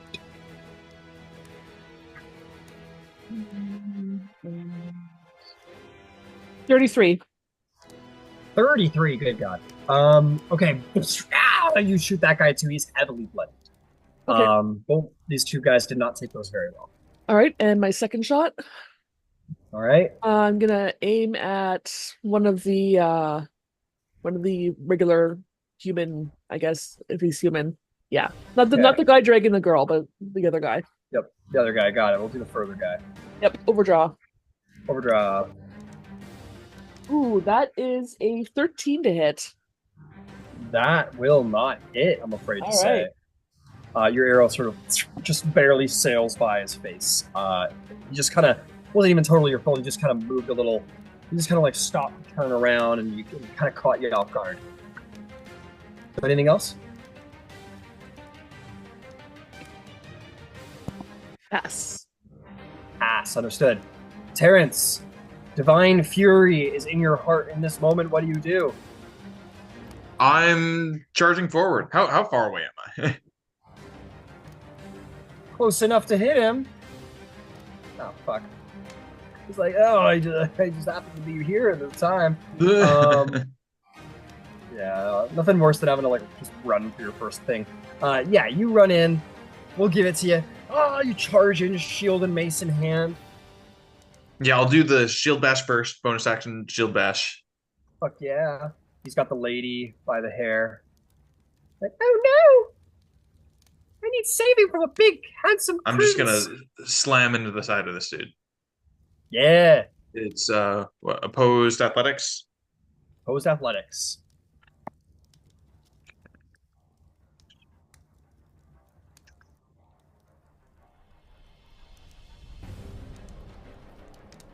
$12.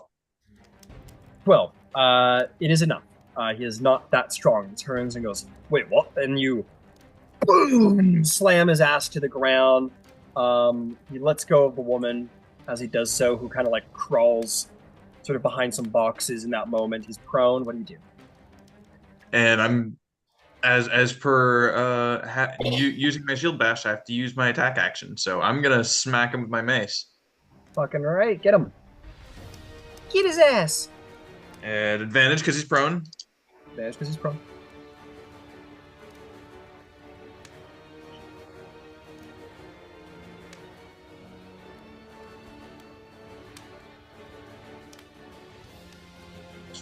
Seven, 21. 21. Yeah, that'll definitely hit. Roll me some damage. All right. 2d6 plus 2. And Blessed Strikes. 2d.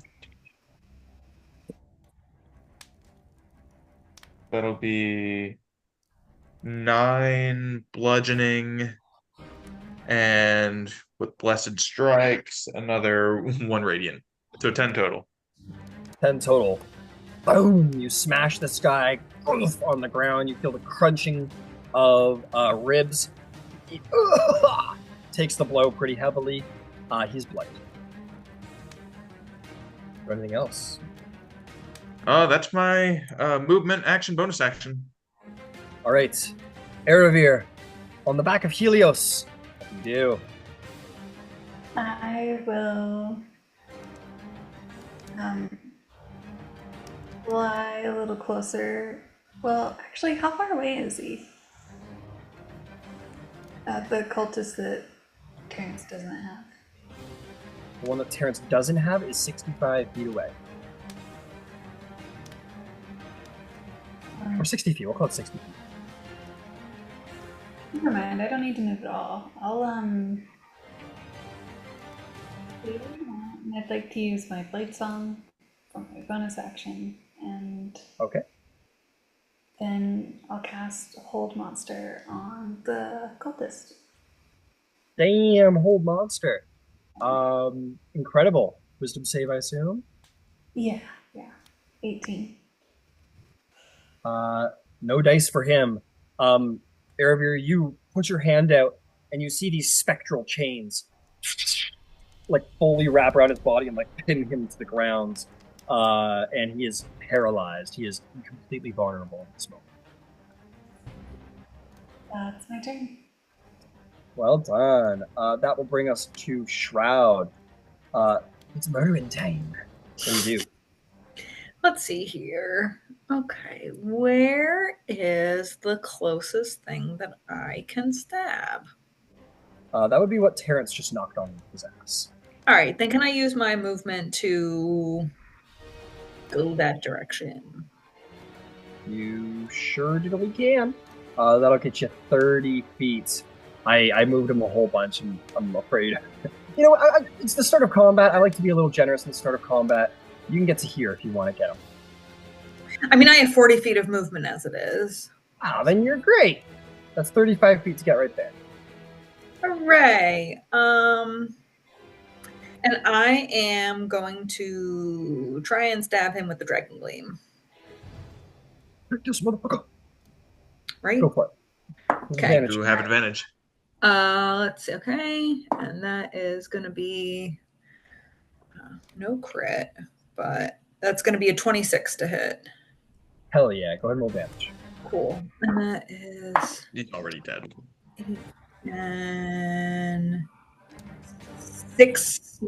12 points of piercing damage. Wait, no! And Shroud, in usual brutal fashion, you just drive the end of your pick right through his mask and right through his forehead with a sickening, like, bone-crunching sound. And he is no more. And you have to, kind of twist the pick to actually, create a hole big enough to return it out of his skull. Cool.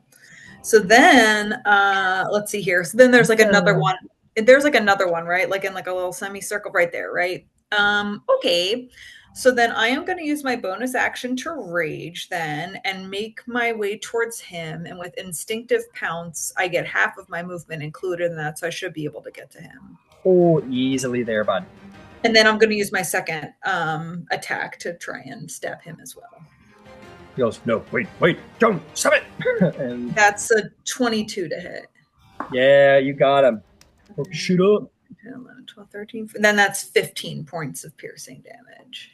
He is alive, but barely. You plant that thing right in his chest, and by pure luck, you don't puncture. Well, you probably puncture it, but you don't drive it straight through his heart or his lung.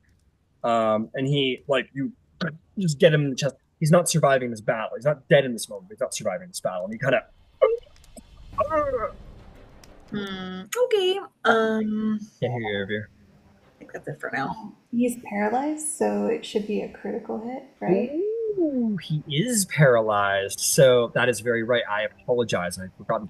So Shroud, we don't need to worry about rules. I was gonna say. It's okay. You run up, and he is from head, around his arms, or around his legs, and all of these what look to be thousands of links of chain just pinned to the ground around him, and he's and you just stab him in the heart and crit, and as you rip out your pick, his heart goes flying out of his chest. It goes flying across the battlefield. Duck. He falls over dead. Do I have any more movement after that? Because I think in total I have 60 feet of movement. Yeah, you were 35 to there. We'll be generous and say 15, so that was 40 to 10. So you've got another 10 feet of movement left. So okay. You can get in range of the kobold. Yeah, I was going to say, can I get there or no? Not quite, but close. You can start making your way if you want. Yeah, I can. Let's do that then, because I was going to see if I could do that, but we good. He's like, no. Okay. This isn't cheating. I'm just going to the bathroom. I didn't know we were starting yet. I didn't. All right. This is a surprise round. It's not fair. Is there anything else you'd like to do? What the fuck, dude? Star, my assassin friend. You have an advantage on everything right now. What do you do? Let's go to the nearest enemy and that isn't really hurt and kill that thing. Everything is hurt right now, I'm afraid to say. But you could go to here, and if you wanted 20-foot range, it's fine. Shroud, you get to the end of your dagger throwing range. If you wanted to throw a dagger at one of these kobolds, you could fuck their shit up. Or you I can definitely do that. Agility to get up in their grill. Or that. Yeah, too. you can use feline agility if you want to get in their grill, or bonus action, whatever you want. I'll go with feline agility, and just start hacking. Hey guys, and they're holy fuck! Go ahead and make an attack roll. You have an advantage on all of these because you're an assassin. Assassin. It's also the first time rolling. First, they haven't actually attacked, right? That's right. You have advantage. Yeah, so lots of advantage. Anyway, 15 plus. I guess I'll use the white dagger, dragon tooth thing. So 11 plus 15 is 26. Yeah, you hit. All right, roll me all that. Oh my god. Oh my god. How many d6 do I need? I'm sure. Roll it. No. I think you're at 7 now. Yeah, 7 d6s plus, I believe, 1d4. I feel like there's something else.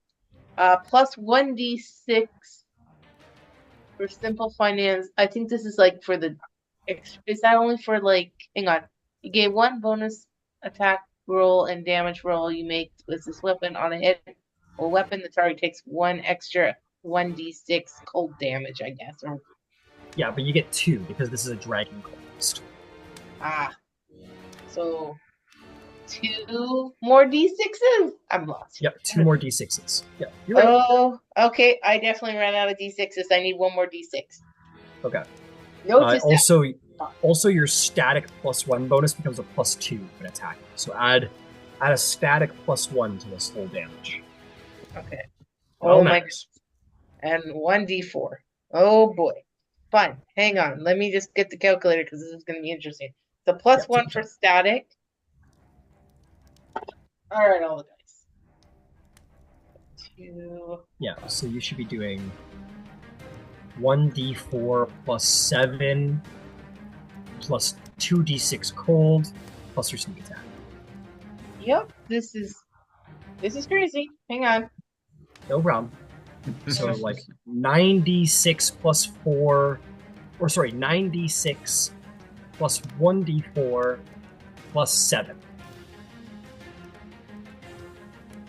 for your modifier. Okay. I was like, what? Don't worry, I've got it for you, so you're good. Hang on. 1d4. Yep. I plus got 7. Just a static 7. Static 7. Okay. Oh, I see what we have in here. Because I had like +1 and then, yeah, okay, 7. I get it. Plus 9d6 for your sneak attack and the cold damage. Okay, so I just need to roll one more d6 because I don't have that many d6s. I almost do, but not really. One strike of your dagger is like a super, super high level fireball. Or actually is like a 5th level fireball to the face. Good news is I rolled a lot of 5s and 6s. I'm not making this up. Okay, now I gotta roll one more d6. Mike. Oh, and that was just a 6. A couple 5s and 6s. That's a whole Cobalt's health. Oh yeah, 50. It was damage at 50. 50 total damage. My God. It is definitely, yeah, it's dead. You run up, you just, and you're taller than, you're about the same size as this kobold. You just go run up and you like go into like a cat-like leap and just like go to pounce on top, and as your hands are down, you take out the dagger and put your hand on this guy's shoulder and plunge it into his heart. And he falls over dead, and you just pull the dagger out. You have a bonus action left. You want to stab the last guy? Yeah, it won't be as much damage though. 100%. No, I do not think so. 1d4 it will not do as much damage. That's okay. All right. Slightly less. Wow, that was a natural 20 plus 11. Oh, the wrong attack to roll natural 20. Roll me a d4 plus 4. Usually I don't even get that. For your poison dagger. All right, that would be 6. 6 damage. He goes, ah! You like nick him, and he's like, oh, God, that's so scary. Oh my God. And he's still alive. He's really hurt, but he's still alive. Start just like, well, don't worry. Next time I'll get you, buddy. I thought I was gonna. Yeah, you're not safe. He's gonna go, hey, fuck you! And on his turn, he's gonna try and stab you. Oh, fun. You killed my friend! I don't get pack tactics now! And he's just going to make an attack. He lances at you with a spear for 14, and he misses. He's going to try again.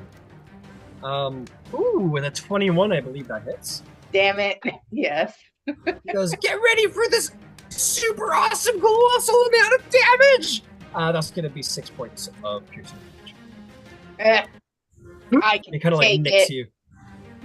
And he goes, yeah, you better run. And that's it. I'm not running, buddy. What do you mean you're not running? I heard you. That's how it's supposed to work. This Nick is nothing. He stomps his feet. He goes, I'm a mean guy to call that and I am a big cat. No, you're a big pussy. That's what you are. And I need to go get some guys from deeper in the village because they've heard the commotion and they're coming to help. Don't mind everything happening back here. just for the sake of not making this one random encounter last for a million hours, they're all like, "Oh, we were perfectly positioned. All come running. Isn't that great? Isn't Tiamat awesome?" They've fallen right into our trap. Yeah, we were ready for you, and not just taking a break off to the side at the same time this all happened. And basically, they just like run onto the scene, and that's their turn. They dash in, and they go, "Hey, look, it's a bunch of assholes! Kill them!" And they will, and that will be their turn. That's Draconic, by the way. Cobalt dialect, but it's Draconic. Okay, Sabrosa, it is your turn, my friend. What do you do? And by the way, Sabrosa, as you see these enemies around you, it's not going to overtake you in this moment, but you feel that hunger sort of beating in your chest, your heart rate accelerating again. What do you do? Yeah, well, I was going to be cool, calm, and collected and do like a kind of a merciful cantrip to take out the last one, but you added you more. You can if you want. You no, can no, if you no, want. it's fine. You added more, and now I have this thing in my head. So, well, just to be very clear about the mechanics of this now, think of this thing that's happening to you as like a separate entity inside you. You are still Sabrosa, but this is like you feeling like psychosis coming in. So but listen, you can handle that however you want. If you want to fully embrace that as Sabrosa, go for it. Absolutely. All right, where are these extra folks? Are they visible? Yeah, they're all the way over. Oh, right over there? Yeah, I'm going to hit them. All right, go for it. You see them, what's the plan? Them with the old synaptic static. Ah, you bastard. Okay, fantastic. Oh, my least favorite cantrip. That's a 20-foot radius? Yeah, 20-foot radius. Beautiful. Okay. Intelligence, a series of 19 save. 19. Intelligence. Oh, great. Oh, let's see if we get any nat 20s from these kobolds. Let's take a look. Those weren't nat 20s. Those weren't nat 20s. Neither were those, but this one also was not nat 20. They all failed. All right. So that is going to be... Why does my brain feel so squishy?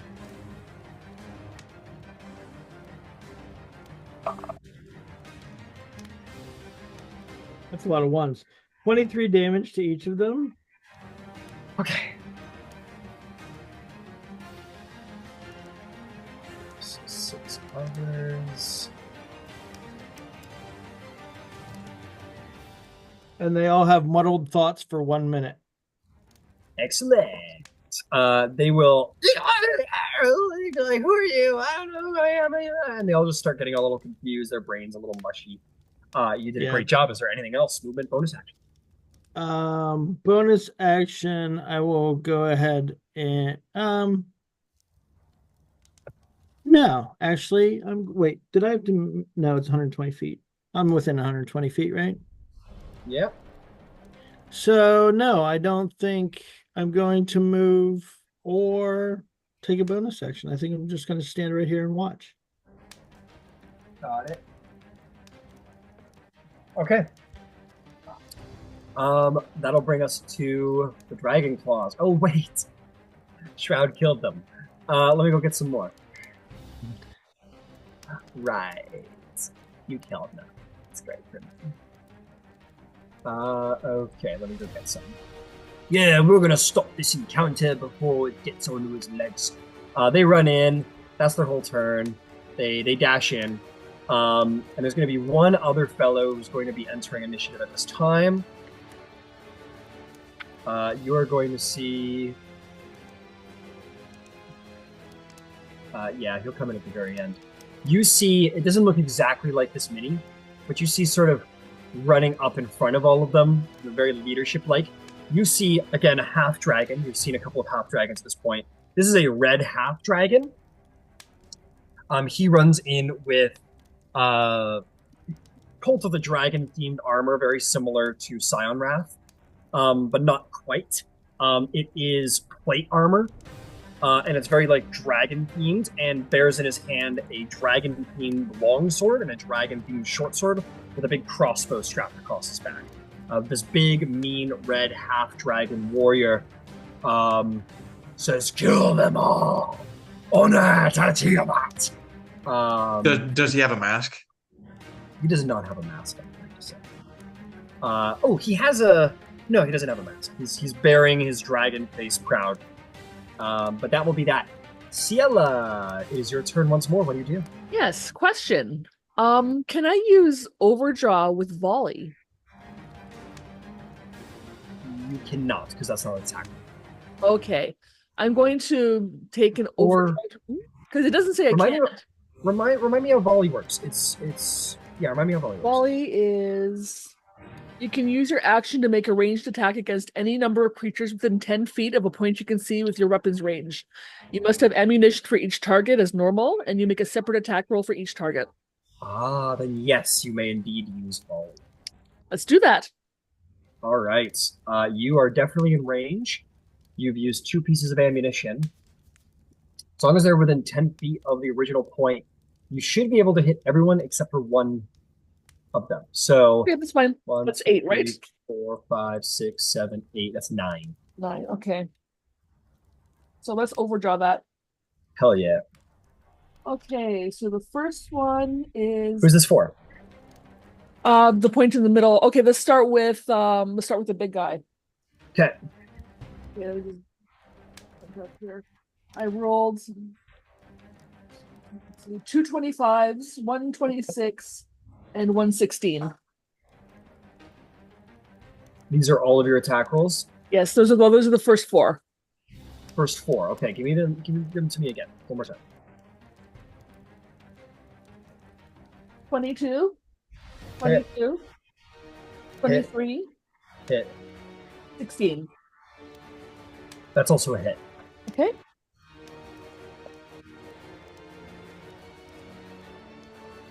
$15, Hit. 18, Hit. natural 20, Yeah.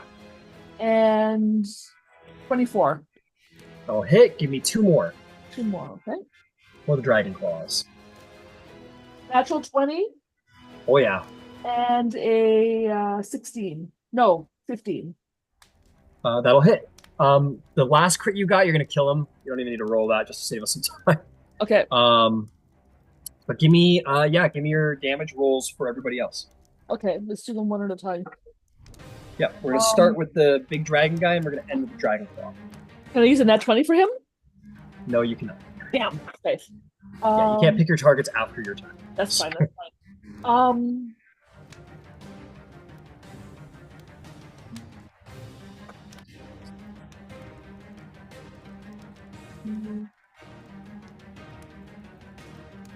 Seven. 31 damage for the first one. 31 damage for the first one. Okay.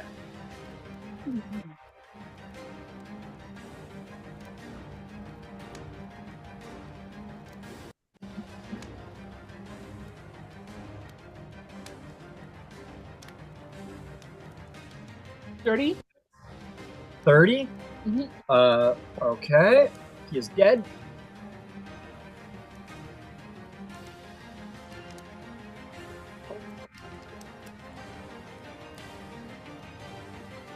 $31.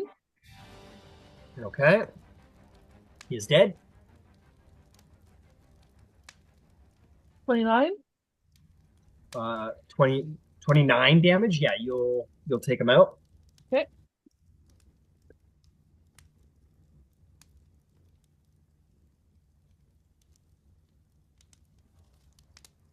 $13 plus 19.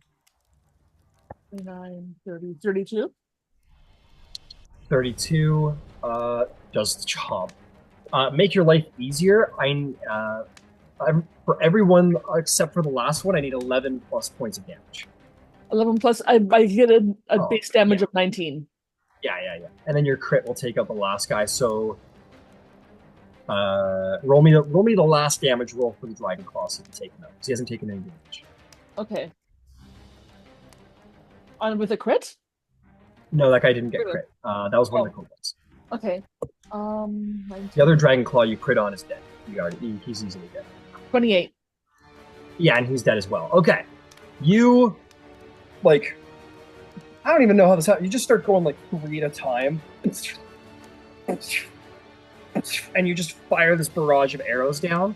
And I'm gonna say it's more like just like I don't even know how the fuck anyone does this because it defies all logic and physics. You took a handful of arrows out and did it like that. Yeah, we'll say that you did it like sort of. I think how like I'm pretty sure the Mongols thought like this, but you take them out and you like hold them in your hand and you go and just like start twisting them around through your fingers. And in the end, the first guy takes a shot, a number of arrows go over his head, and he goes,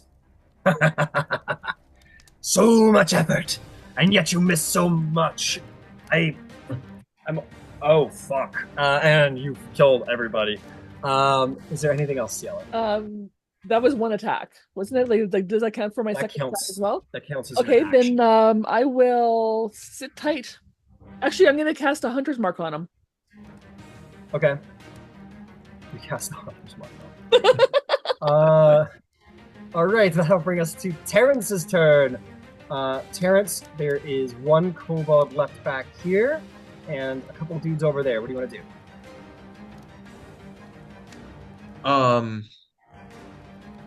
That kobold is no worry. So I'm gonna go to the. I'll see the half dragon over there, and I'll start making my way to him.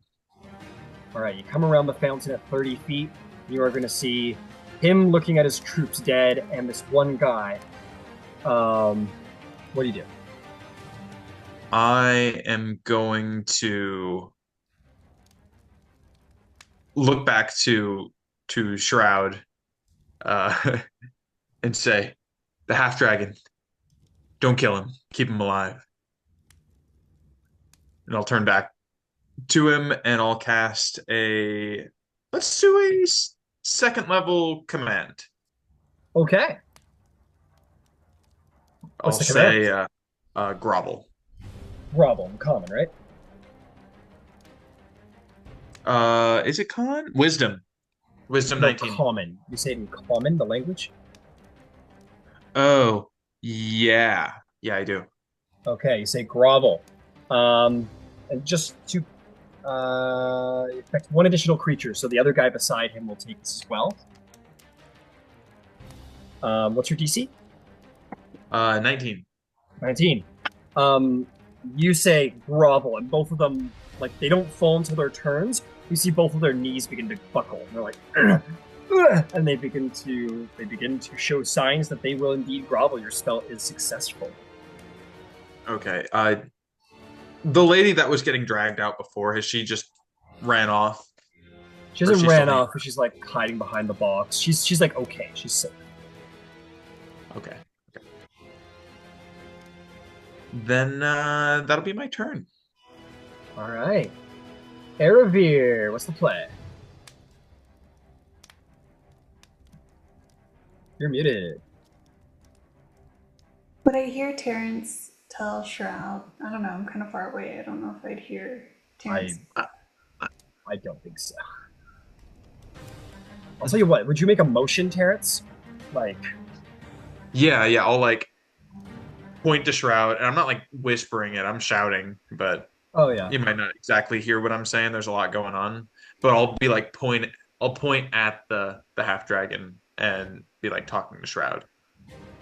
Yeah, you're like running over, and you like wave a hand to Shroud, almost like draw Shroud's attention. You're like the half dragon's mine. And you see Terrence turn and make his declaration. The half dragon begins to like buckle.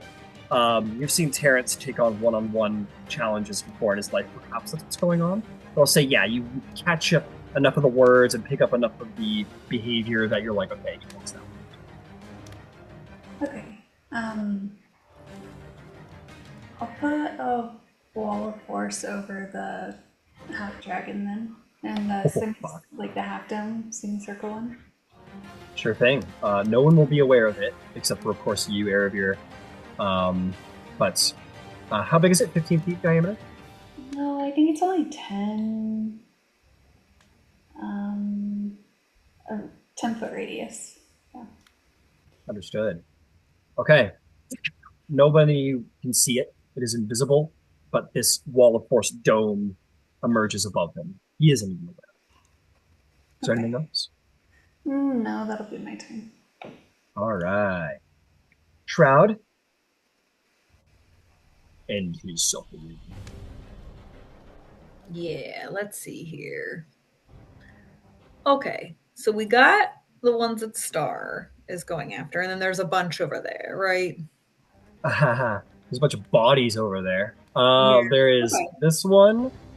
There is this one who looks like he's about to wet himself, and this guy who Terrence told you not to mess with or not to kill anyway.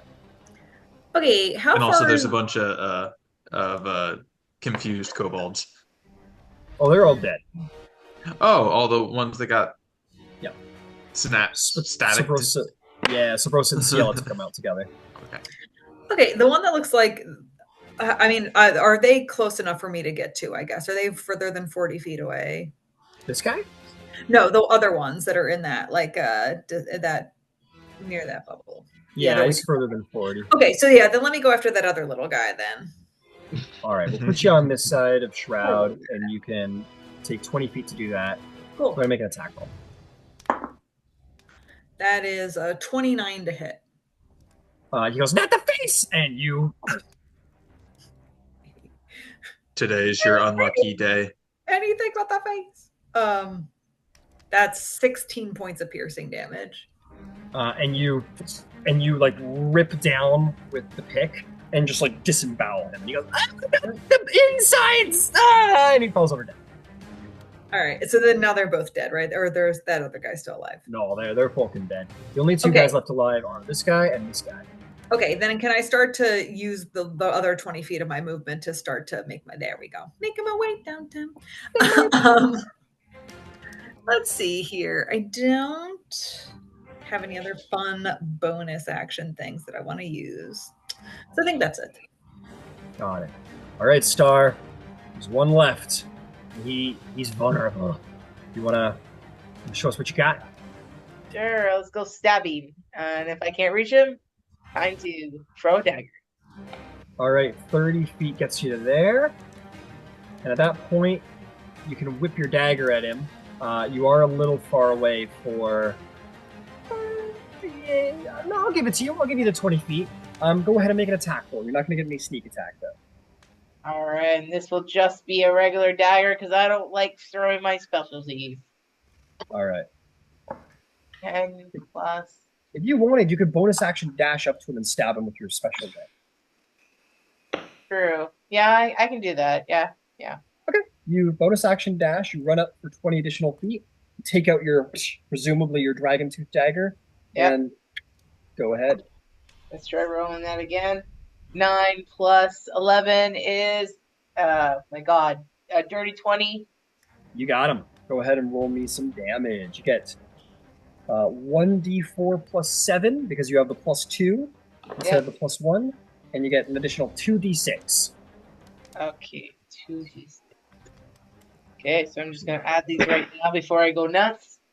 Yep. All right. 1d4 plus 1d6. Or 1d4 Well, plus I didn't 2d6 roll that plus 7. high this time. All right. 2 plus 1. Total is 15. And he is done. He's like groveling. He's like, wait, and you run up and just like yank him in the throat, and he goes and falls to the ground dead. And you pull out your dagger, and then you go to kill the other guy, and you go and then against the wall, and sort of He realizes I'm stuck. Like, you're not stuck. He's stuck, and he goes, wait, no, wait. I want it to be a mime. And I'm going to tell you what. Let's go to a slightly early break. Because that'll be the combat. That's everybody. The village is, you got everybody. And this guy is well and truly imprisoned by the party. So we will investigate that when we come back. Thanks. All right.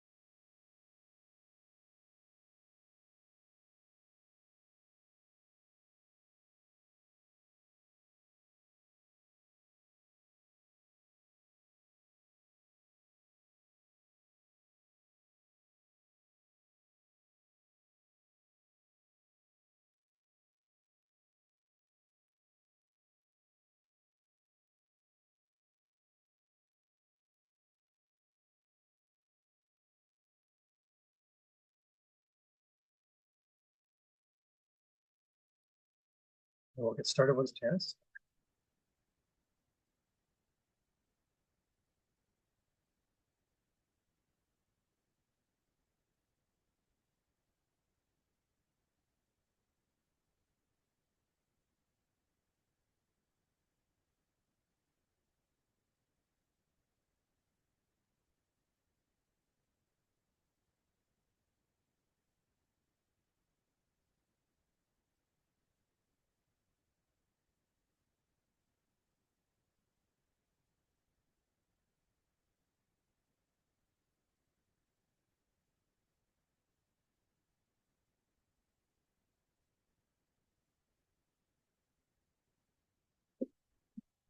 Give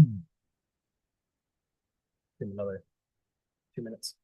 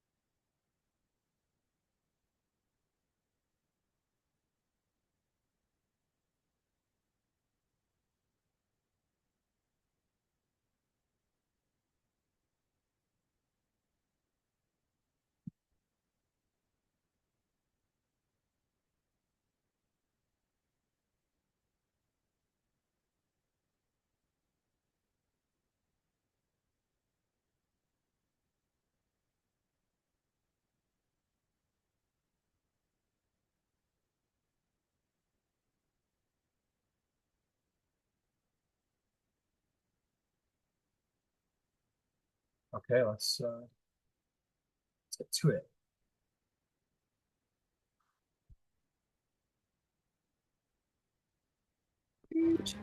Okay, coming back in. Erebir Ciel, I assume you would join this interrogation. Okay, you guys flutter down, land, well, high five, all that good stuff. And approach as he's sort of like hitting his sword into the side after Grovel's complete, and then there's like a breath fire weapon to film. It sort of emulates up and around the interior of the spear to no avail. He sort of just like groans and smoke furrows out of his nose. He kind of looks around at all of you. Sort of.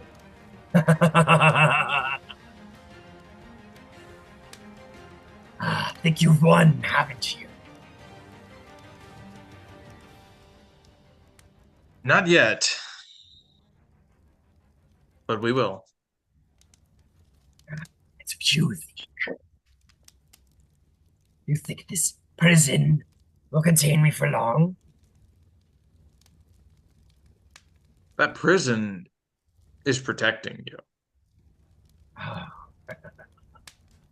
Perhaps the might of dragons is a destructive one.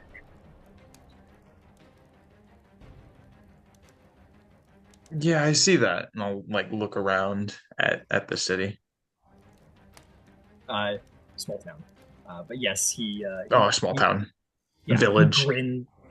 Village, basically. He grins widely. He says, "This is all your fault, you know. For so many reasons, this is all your fault." Don't put that on me.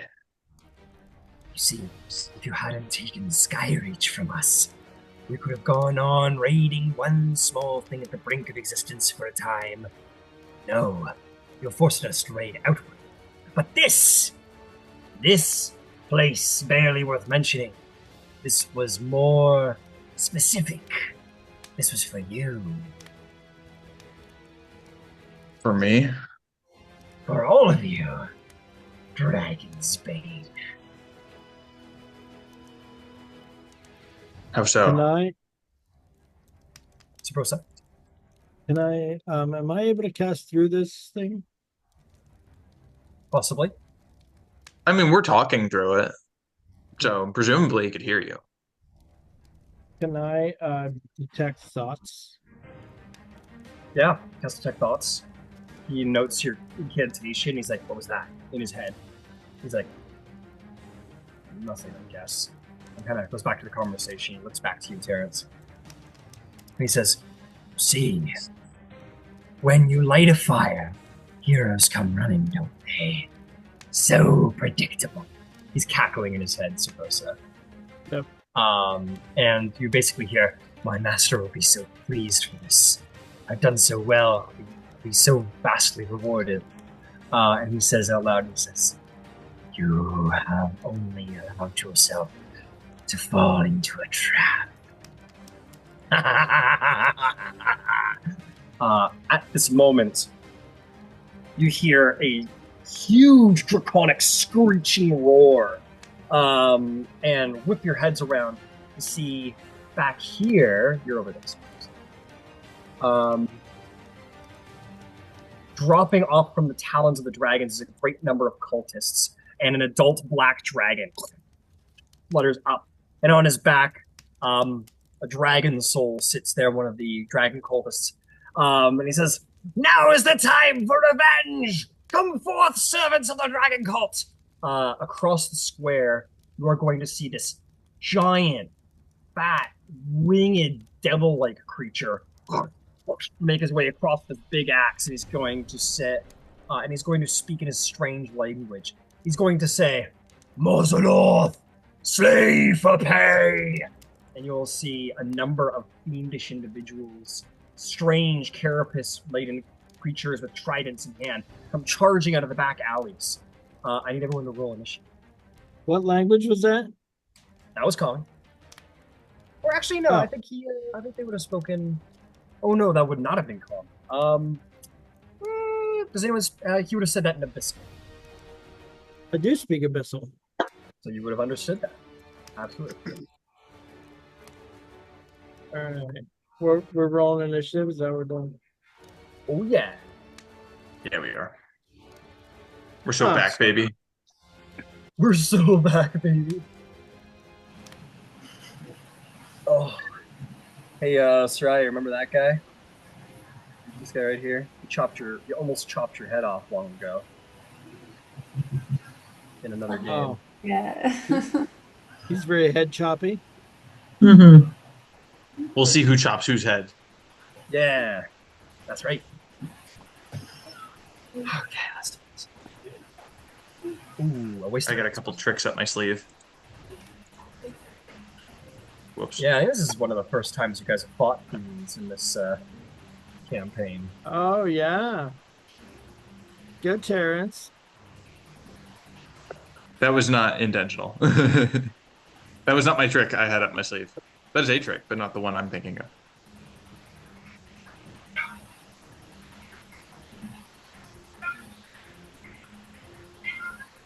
Oh, it's a big fight. Someone's always asking you for fights. So, here we are.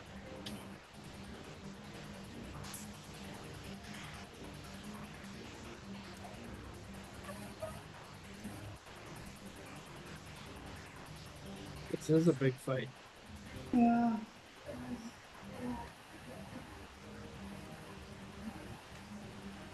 Okay, let's do this. Who rolled a 20 plus? I did dirty 20. 28. 30. Shit. Damn. Yeah. That was a good natural 20. Yeah. Nice.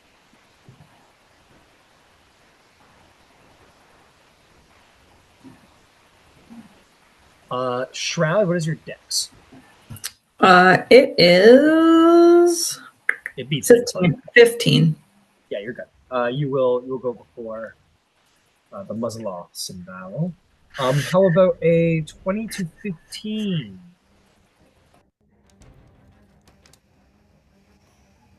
Okay. How about 15 to 10? 14.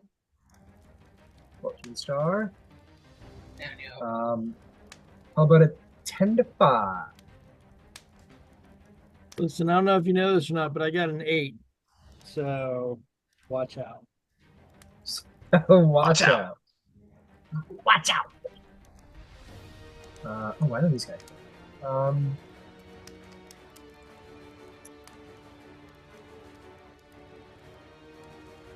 What is that? Oh, right. That's there.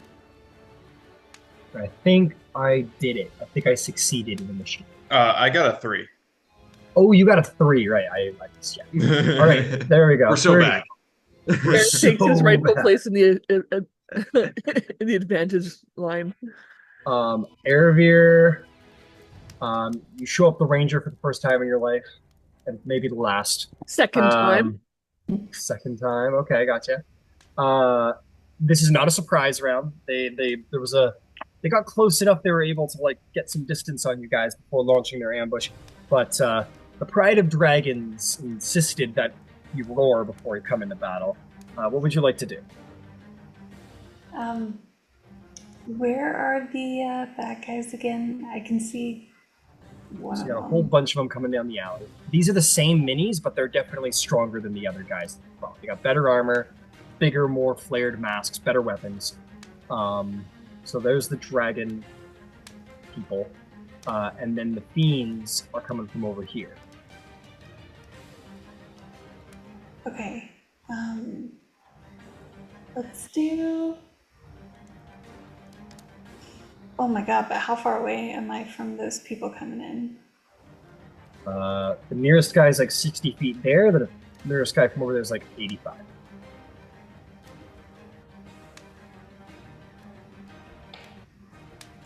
And I'm not on Helios? No, you guys said you dismounted to go join the talking. Oh, yeah. The interrogation, yeah. You're right. I guess I'll start making my way towards the hallway of people. Over here? Yeah. And I can go 40 feet. Oh, bonus action blade song. Sorry. No problem. So 40 feet in that direction. Whew. Erebor goes tearing towards the bad guys. Yeah. Bold. Very bold. You got that Giga AC, so. And then I want to cast Cone of Cold. Oh, shit. All right, Kona Cold. What is the range on that guy? It's a 60-foot cone, I think. So let me ask you. Just because we need to be specific about this. Oh, you can dual wield. Never mind. You're good. So you're doing a full Gandalf right now because you've got your staff in one hand and your sword in the other, right? Mm-hmm. Got it. Okay, so 60 feet, 56 degrees. Let's make it cool colored because that's fun. And I assume you want as many as goddamn possible. Yeah, that's right. I know who you are. Yeah, you'll get everybody. Cool. She's dangerous. Watch out. Okay, what do you need from me? A con save? What's your DC? It's a con 18. Okay. Here we go.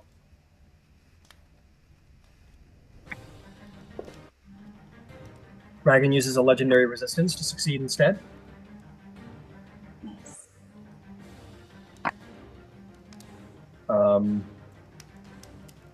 Please give me damage. It's 40 cold. Ooh, it's chilly. So that dragon will take 20 cold damage.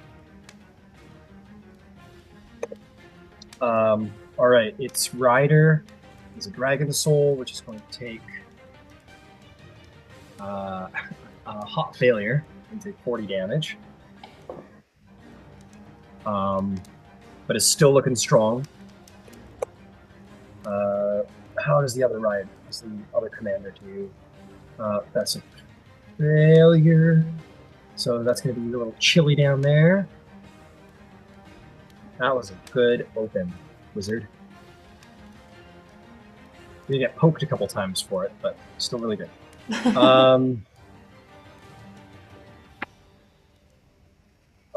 Failure. Failure. Failure. Failure. Oh no, that was a success. Aha, one success. Failure. Failure. Failure.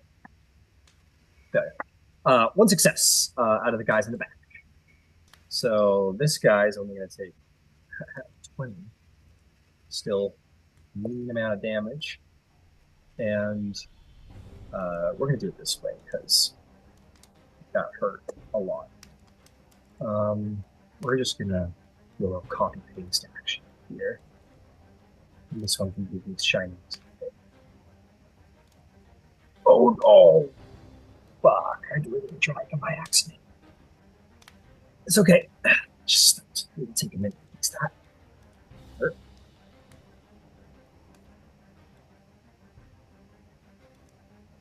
Sorry, half a second, guys. I'm sorry.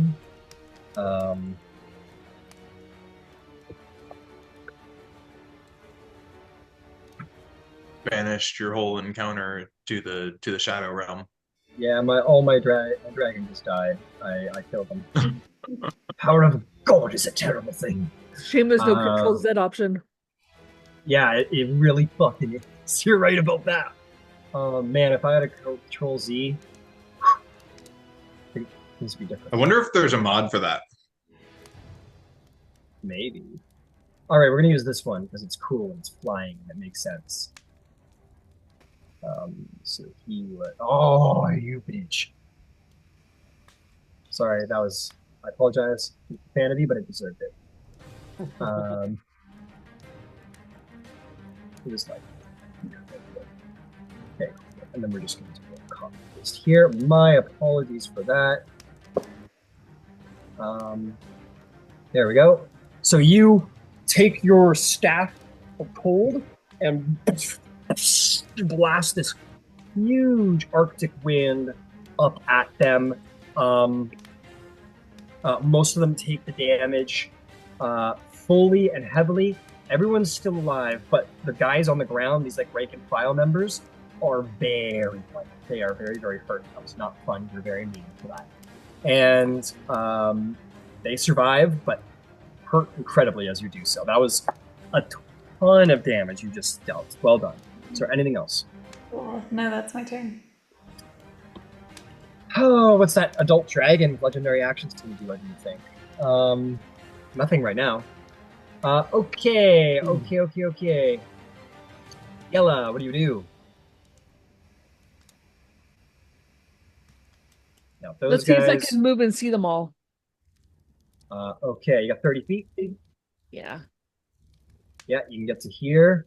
Okay, and I'm going to volley overdraw. Got it.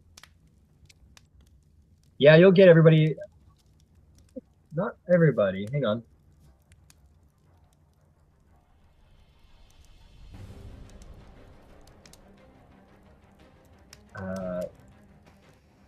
No, you'll get.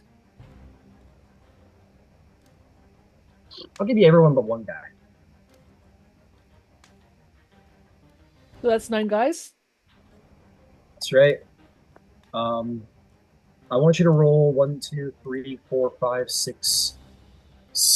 I want you to roll 8 of them. Yeah, I want you to roll 8 of them just to see if you hit because they're pretty hurt. Okay, so first one, 23. Hit. Second one, 17. Hit. Third one, 22. Hit. Fourth one, 23. Hit. Fifth one, dirty 20. Yeah, sure. Hit. Sixth one, 14. Hit. Seventh one, 21. Hit. Eighth one, 19 plus 7, 26. Nice. And roll me one more for the guy at the front, and definitely roll me damage for that guy because he's nowhere near. Okay, that's like a natural 19 plus another. Yeah, you got it. Okay. Alrighty, so damage time. They're all humanoid. So that's You betcha. base damage of 19.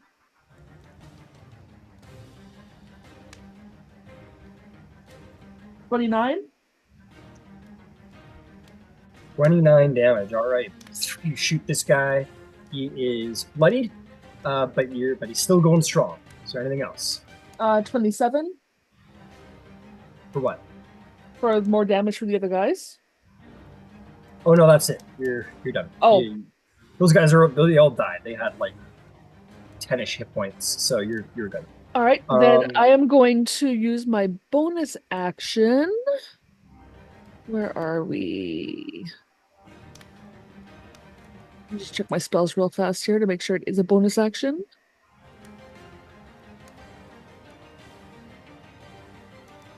I'm going to Misty Step 30 feet towards the tents. Like that? Yep. All right. Sorry, Aravir. Is there anything else? Nope. All right. I'm gonna say Helios just kind of like backs up towards the wall, kind of cooing lowly. Won't run away, but is not ready to engage an adult dragon by itself. Okay. Dragonwing. Dragonwing is going to use its stuff. It is going to sort of jump into the air, and its wing will take flight, and it's going to fly up to here, and take the dash action, and is going to descend behind you here and land there. That should bring us to Shroud's turn. Yay! You got some All right, options. let's see. Let's see here. What do we got? What do we got? Oh, it's very smoky. Okay, where am I? Let's start there. Let me get rid of the smoke a little bit here. Go away, library. I don't like you.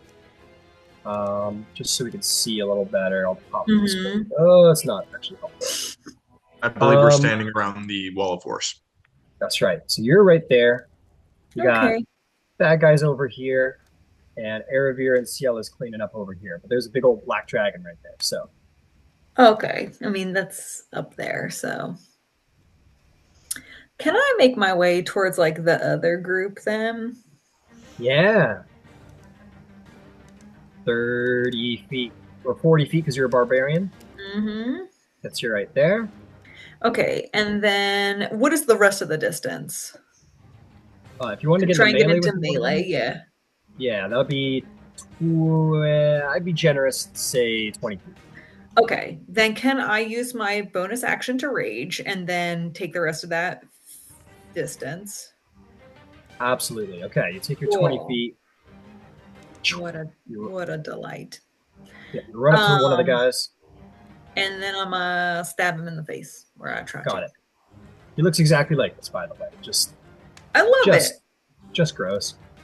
Just except a little damp. Well, All right, let's see. That is a 23 to hit. 23 does hit. Roll me some damage. Cool. Okay, that is 12, 14 points of piercing damage. Okay, 14.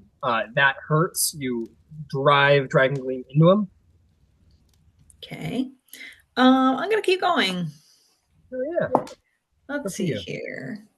That is again another 12. So 23 again to hit. 23 will hit. Roll me some damage. Cool, that's the wrong dice. That would not be helpful. Okay, and that is 10, 12 points of piercing damage. Points of piercing damage. All right. You slash into it, and the magic of your Dragon Gleam helps you drive through the hard shell of this creature, but it seems to be doing just fine despite your blows. Is there anything else? Oh, it's just chilling. It's just doing just good. Like it's taking the damage. It just that's all for me to say in flavor wise that it's got a lot of health left. Ew. Oh. Got a Okay. party carapace. That I want to wear. Let's see here. Who's with you and wearing bugs? Right? Yeah. Finch has carapace armor. No, maybe Shroud wants some. I don't know. I think that's gonna be it for now. Yes. All right. That would be the twist if Shroud was a bug the whole time and just the armor was the carapace. You don't know. Well, We're only I have level no idea. 14? How did you find out? Oh shit! Gotta change that. No. No. My reveal. You revealed my identity. Okay, let's see. What are we gonna do here? We wanna fuck up this guy, this very mean barbarian person. We gotta have some strategy here because we're apparently not that smart. But we are commanded by someone who's pretty smart.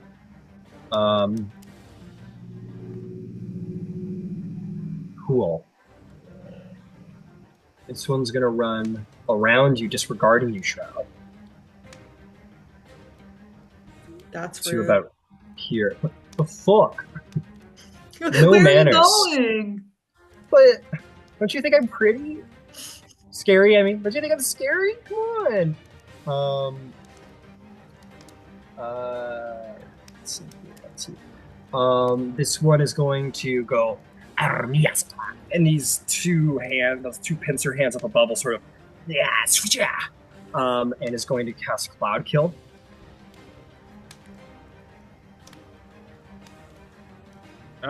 Hey, lucky for the guy on their side, they're stuck inside of a bubble, thus cannot be harmed by said Cloud Kill.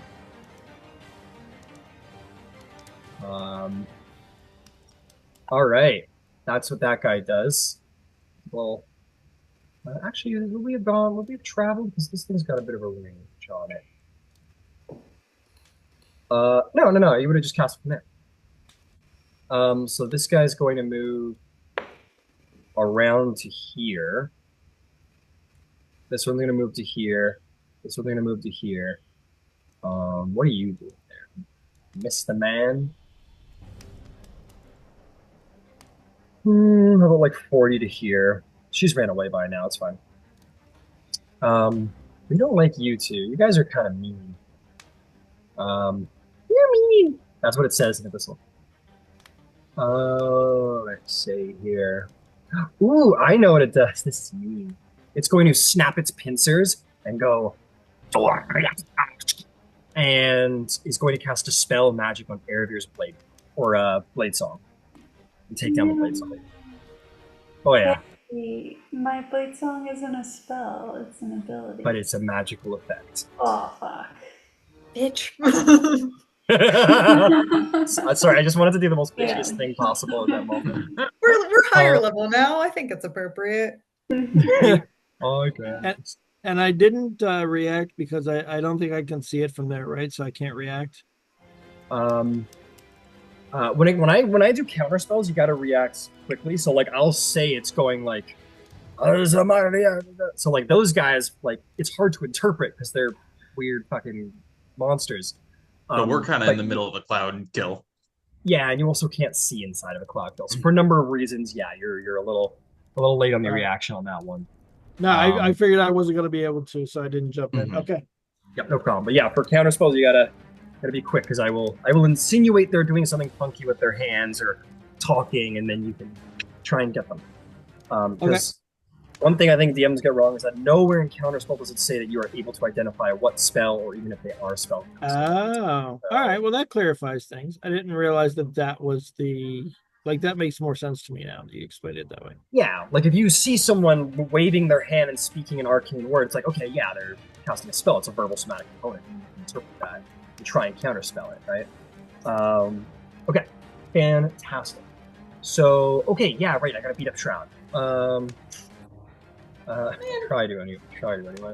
All right, here we go. They're gonna take a claw and a trident attack, each against her advantage because of the flank.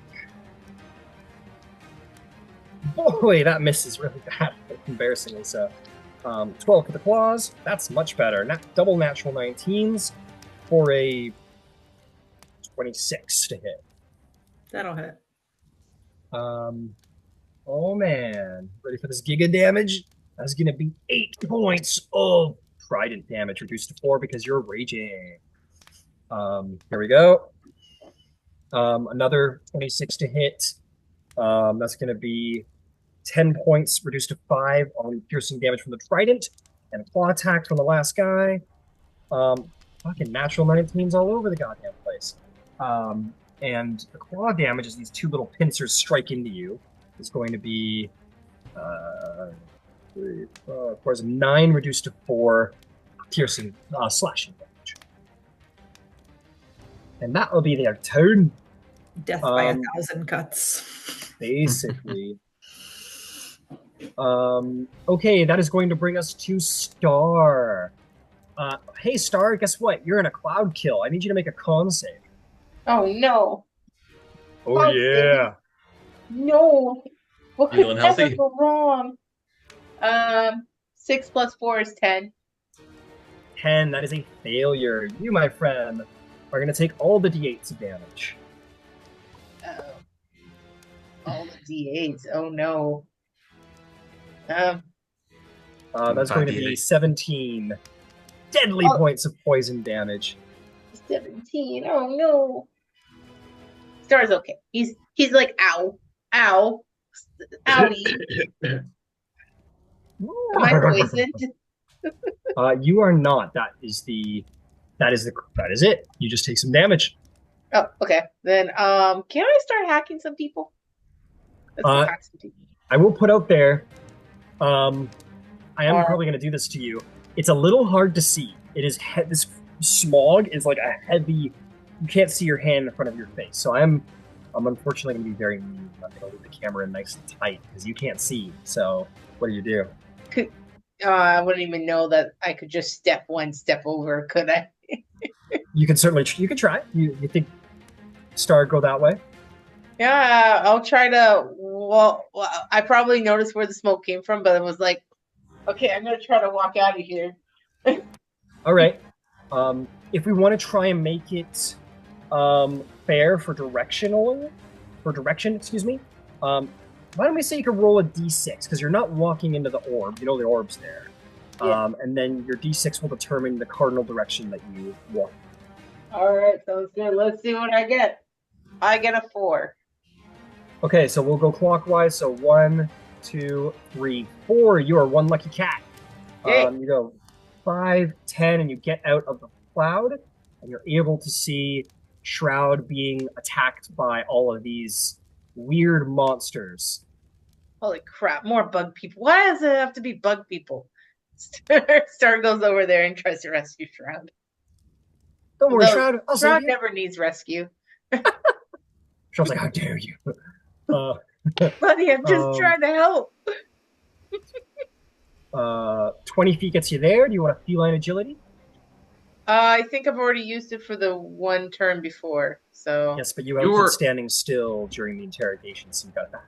It's true. Okay, yes, let's get that feline agility in there. Wachow! You have 5 extra feet at the end of your movement, but you get into flanking range with this guy. All right, let's go stabby stabby. All right, you have advantage because you're an assassin and flanking. Yay. Let's see what I... Wow, that is so bad. Wow. I rolled a 4 and a 5. Oh, it happens. What'd you get total? Total is 16. That's impressive for 4 to 5, but unfortunately, their carapace is a little too strong for that. Dang. You may make a bonus action strike, though, if you want. I am going to try that. All right, you still have advantage. Oh, I still have advantage. Okay, well, that was good because the first thing I rolled was a 4. So 11 plus 11 is 22. 22 will hit. Go ahead and roll damage. You will get sneak attack with your poison dagger. Sweet. Your dagger of venom. Yes. All right, so that means, oh my god, 7 d6s again. Oh my boy. Yay. Okay, no, I need that. Get over here. Okay, so the total we got here. Come here, calculator. 4 plus 6. Remember, you're only doing the D4, no modifier. That's right.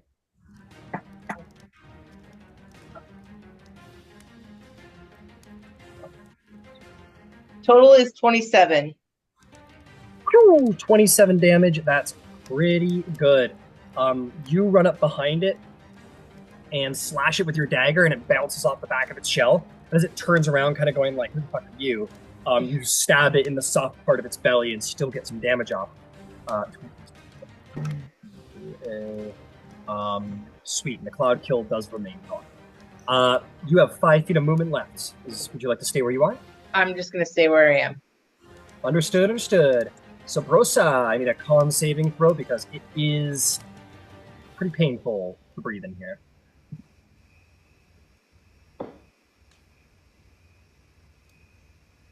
$14.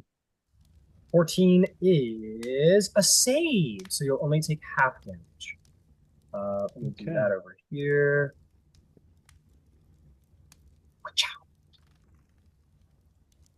That is going to be 26 reduced to 13 poison damage. Okay. All right, what do you do? I got to try to get out of the cloud first. All right, would you like to roll a dice to try and keep it kosher? Yeah, let's do it. Roll me a d6. We'll go counterclockwise because the bubble's on the opposite side. 6. 6. So that'll be 1, 2, 3, 4, 5. So you're not going to run at Terrence, but you're still going to move in Terrence's general direction. So you can run here. If you keep going, if you keep going, you end at 30 feet right there. Okay. Would you like to dash and keep going?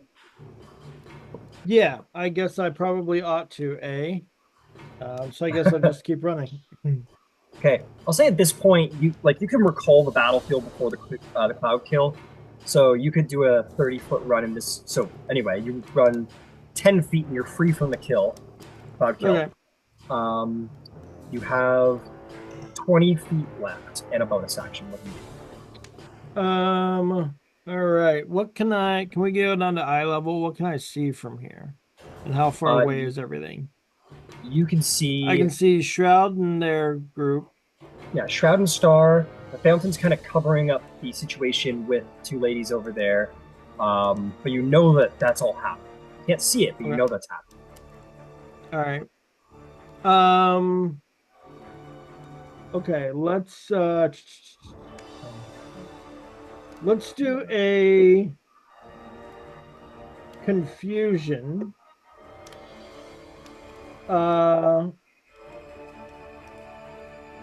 Nope, not where shot is. Never mind. That affects everybody. You don't want that.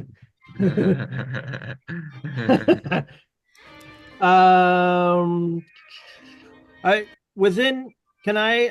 far away am I from that group?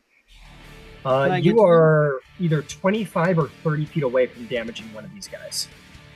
Okay. So I can't get there physically either. Yeah, you can run there. Okay. You could. Oh, yeah, you're out of. You know what? I'll tell you what. Oh, and I dashed anyway, didn't I? Yeah, you did. But Yeah, go ahead. Let me just. I'm sorry. I should have been paying more attention. Let me just give Shroud a bardic inspiration with my bonus action. All right. What do you say to inspire? I say, Shroud, this is your time. We're surrounded by enemies, and the atmosphere is pretty grim. Do your thing. Shroud gives the nod, baby. In this moment, Sabro says you exit the cloud kill, and you can see the enemies confronting your friends. That feeling in your chest. Yeah, you black out. I got it. You black out. Oh, I black out? You black out in this moment, but everybody else sees what happens. Okay. In this moment, Sabrosa says this to you, Shroud, and you turn around to give the nod and acknowledge. You see Sabrosa's eyes go from you to the creature beside you, and her face just kind of goes crooked. Her face just kind of goes her usual sort of very polite, exquisite face. She kind of goes, and draws her sword, and as a reaction, charges in for the full 30 feet, and just like a spearman, just like jumps through the air like a wild animal. Sabrosa, make me a melee attack with your rapier. Okay. Yeah. That is a 20 to hit. That will hit. Roll me damage. I know you're a bard, but if you got anything special to put on that, go for it. All right. Let me see if oh, you know what? I do have something special to put on that. Yeah, it's gonna cost me a bardic inspiration, but I'm out of control, so I'm using it, baby. Hell yeah. So we got 10 plus 5d6. Somebody stop me. Right.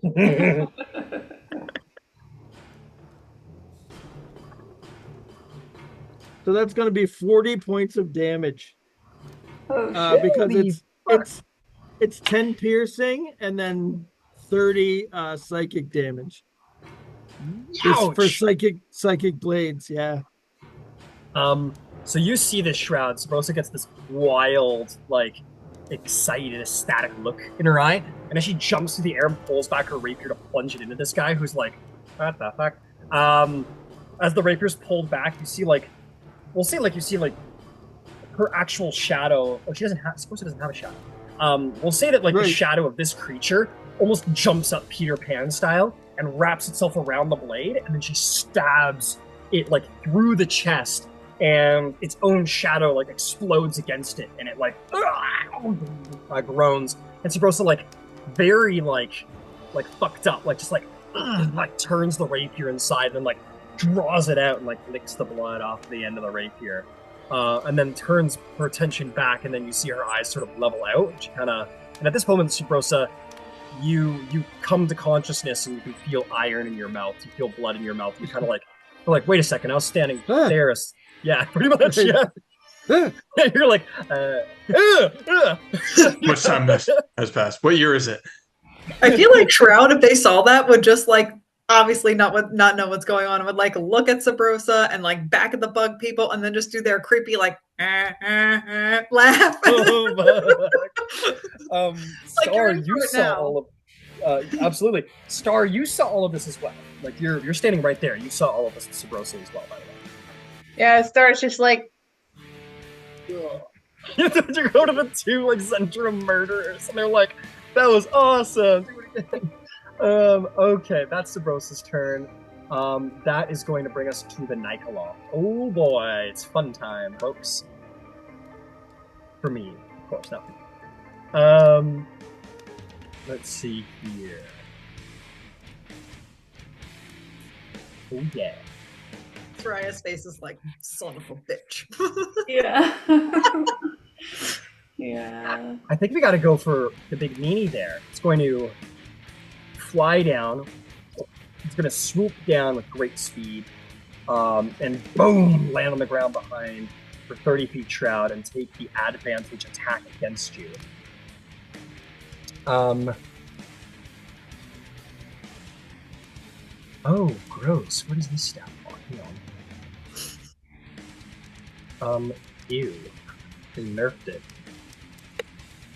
Let's go get the old one.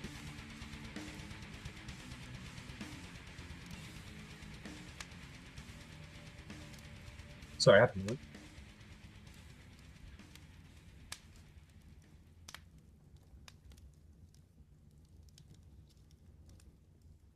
Oh. Okay. Here we go. It's going to attack. It flies down, and it's going to swing.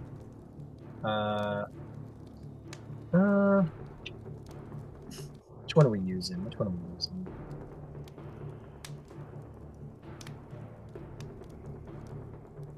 That's slashing. Fuck, it sucks. Yeah, sure. It's going to open up with a claw attack. It comes down with the axe, and it's going to try and plunge its claw into you. That is going to be a 26 to hit. Yep. You are going to take 16 reduced to 8 slashing damage. However, I need you to con save, please. Okay. Pull that up real quick. Brain works way faster than my words. That is and 11 plus 10, so 21. You save. As he draws his claws from you, your circuits go like extenuating damage, unidentified, and then it's like the repair sequence happens, and whatever was going to happen to you is you're saved from. And then he kind of snarls and is going to draw back with his great axe and try and go for you. Which misses with a 14. And I'm going to repost that. All right, repost away. Oh, yeah. All right, so that is an 18 plus 18 plus. So that's 29 to hit. Very nice. Could you roll me a flat d20 first? Sure. Or after, now that you've rolled it. 14. You swing, you turn, you like, it swings you with the great axe, and you like catch it with the riposte, and as it backs away, you bring like it in, you slam it into his face, and you're just like, and you realize that he was actually standing over here, and you see these sort of like, you realize now that there's sort of like a mirage going on, as it had cast mirror image before entering the battle. Ew. Yeah, sorry about that. My bad. Okay, that brings us to... Oh, I need to do... So when I deleted everybody, one of my guys got deleted from initiative, so my apologies, but we're gonna... Actually, both of them got deleted from initiative, didn't they? But the good news is, the dragon is pretty far down the order. So it gets to be here. Okay, so... Sorry guys, just one moment. There's going to be a legendary action. Dragon is going to do a wing attack and get a little extra speed to move with. And it's going to fly 40 feet down to here. It'll stay a little in the air though. I'll stay up here. It's fine. The guy on the back, I never got to do their turn, so they're going to take their turns now. The Dragon Souls are going to run in. This one's going to have advantage on you, Erebir, and attack. With a short sword, we will have pack of tactics, because we're all in the same cult here. We're all best buddies. That's going to be 19 to hit. That'll hit, but I'm gonna cast shield. Okay, shield goes up. It's gonna make another attack against you. How does a 24 do? That'll hit. That'll hit. Okay, you are going to take a whole bunch of damage. Actually, I'm just gonna roll it all over here. 1, 2. That's that, and then automatic advantage. Yeah, that's the same as plus 3. You're going to take 26 points of damage in acid and slashing.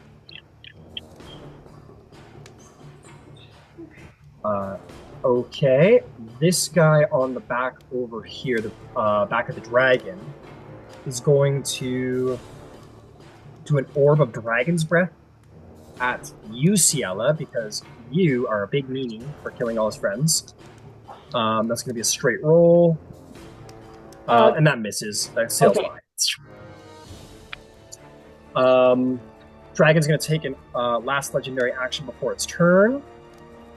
So I'm kind of doing a little catch-up here because I missed some turns with the deleting. It's going to take a tail attack against you, Ciela. That's going to be a 17 to hit. That misses. That misses. Understood.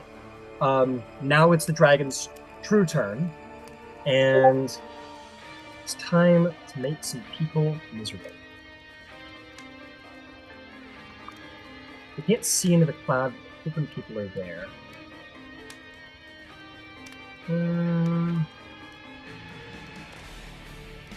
We want more. Yeah, let's do that, actually. He's going to fly over to here and land. So that's going to be 30 feet of movement. And is going to just point blank at you, Erebir. Then we'll go back to hit Ciela and then Helios. A massive acid breath in a line of just black goo, right at the three of you. I need dexterity saving throws from Erebir, Ciela, and Helios. All right, Gift of the Chromatic Dragon, reactive resistance. All right, you will have resistance. I got a what's it? Dex, you said? Dex saving throw. 24. 24. That is very good. That's a save. Erebir, how did you and Helios? Erebir got a 6 and Helios got 13. Oh no. Yeah. So those are going to be failures.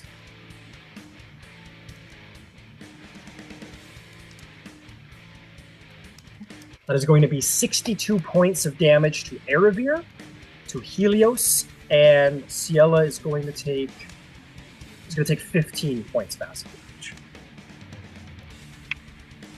Is Helios still up? No, Helios goes down.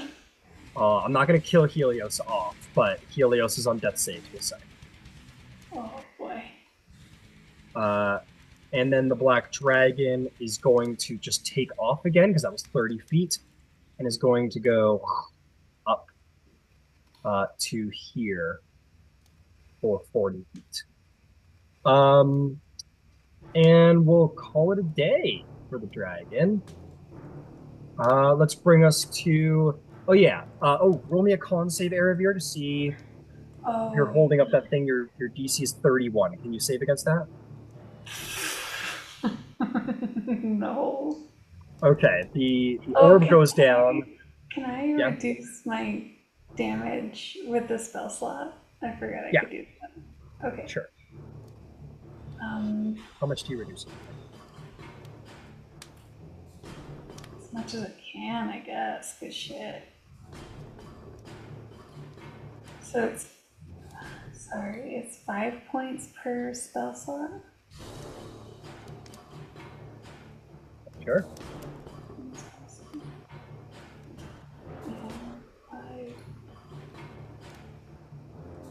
I'll use my 7th level for it. So 35. I'll reduce it by 35. You reduced by 35, which means that you would have actually taken 27 damage instead, Erebir.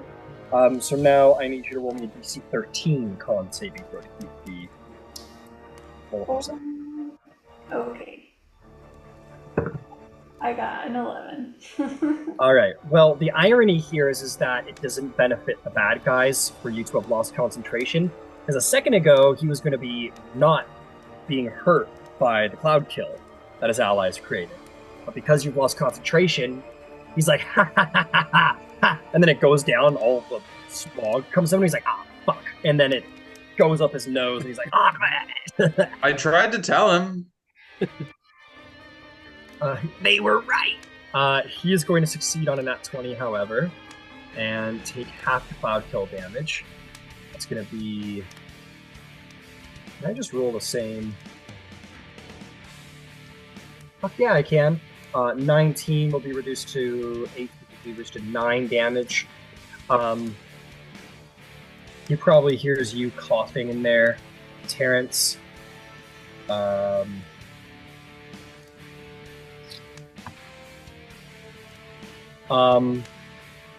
hear him coughing and staggering towards you. And I need you to make me a athletics or acrobatics check as you feel his hand reach out to try and grab onto you. You also hear a blade sort of shink, like he sort of put in its scabbard. Is it athletics or acrobatics? That's right. You are blind, however, so you will have disadvantage on this. Is he also blind? He is not. He has blind sense. Oh, cool. Being a half dragon. Cool. I'll do athletics. Okay, athletics. Gotcha. That'll be a natural 1. A natural 1? For a 3. For a 3. You feel his hand come out and grab you around the throat, and you hear him sort of through the darkness. And he's going to try and stab you with his longsword. He will have advantage because he's got you grappled, and your blind sense, and you're blind, and all kinds of stuff. That is going to be 19 to hit. That misses. Misses! Hey! Your shield AC managed to 20. get in and save you. Very cool. Oh, and that's it. He only has the, Oh, no, he's got... Nope, I take it back. Only if he has the short sword. So he gets that one attack that bounces off your shields. Almost like the luck of the gods. Like, just get your shield in the way and it bounces. He is going to drag you in a random direction because he... Oh, no, he didn't see it. Oh, no, he did see it because he was in the thing which would have... Yeah, so he knows where to go. He's going to drag you with him to here. And he kind of... But he's holding you in the cloud here. Okay. Okay. Terrence, what do you do, my friend? Well, first thing, I got a con save, right? Yep. Because that's some mean poison. And I should have advantage because of the Scarab of Protection. I have advantage on saving throws against spells. Okay. Hell yeah. So con save.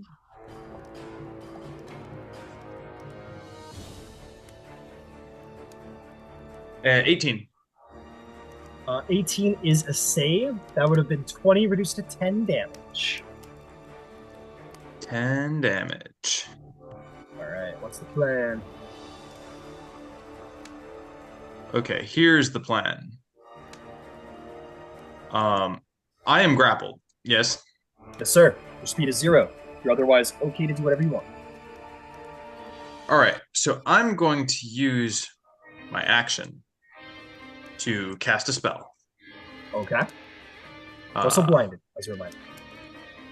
I am also blinded, but Yep. I don't think I need to see for this one.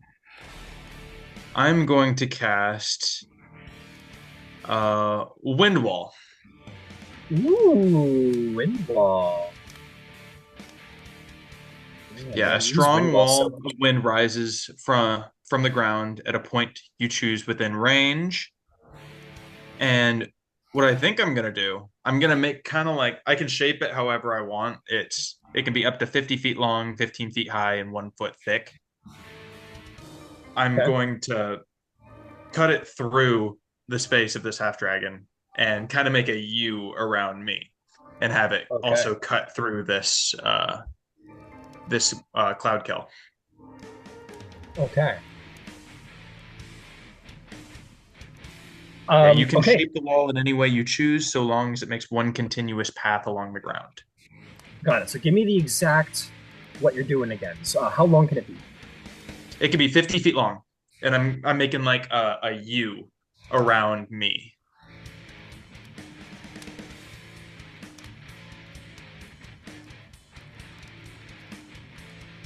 Okay. It's still gonna hit his space. Fear not. I'm just looking my confabulations. Be precise. Okay. So there's your U. We'll move it in to hit him. Yep. Okay. So like that. I assume. Is that what you want?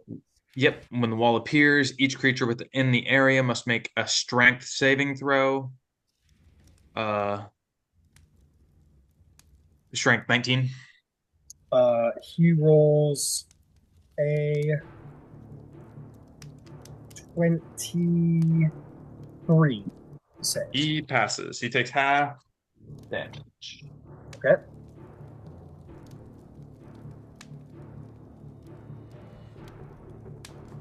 $11, $12, half to 6. 6 damage. He manages to hold on, and because he's holding on to you, it helps him. However, this wind wall disperses the cloud kill entirely, and the spell ends. And he goes, "What are you? Holy shit, that was cool." Is there anything else you'd like to do? Um, let me see if there's anything I can do with my bonus action. But I doubt it. Because I can't move. I have no speed. I didn't break the grapple with it, but that's fine. I want to get rid of that cloud kill. That was important. Yeah. Yeah, that's it. Okay. Well done, Terrence. That'll bring us to Aravir. What is the play, Aravir? You're a little got people on both sides. Yeah.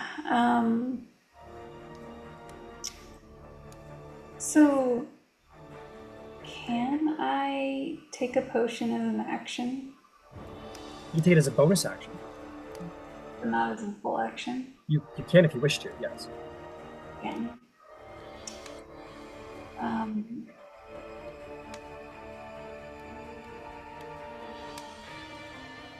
Where's Helios? Helios is right there, all knocked over and stuff. Okay. And how far away is that? That is 40 feet. Okay. I'm going to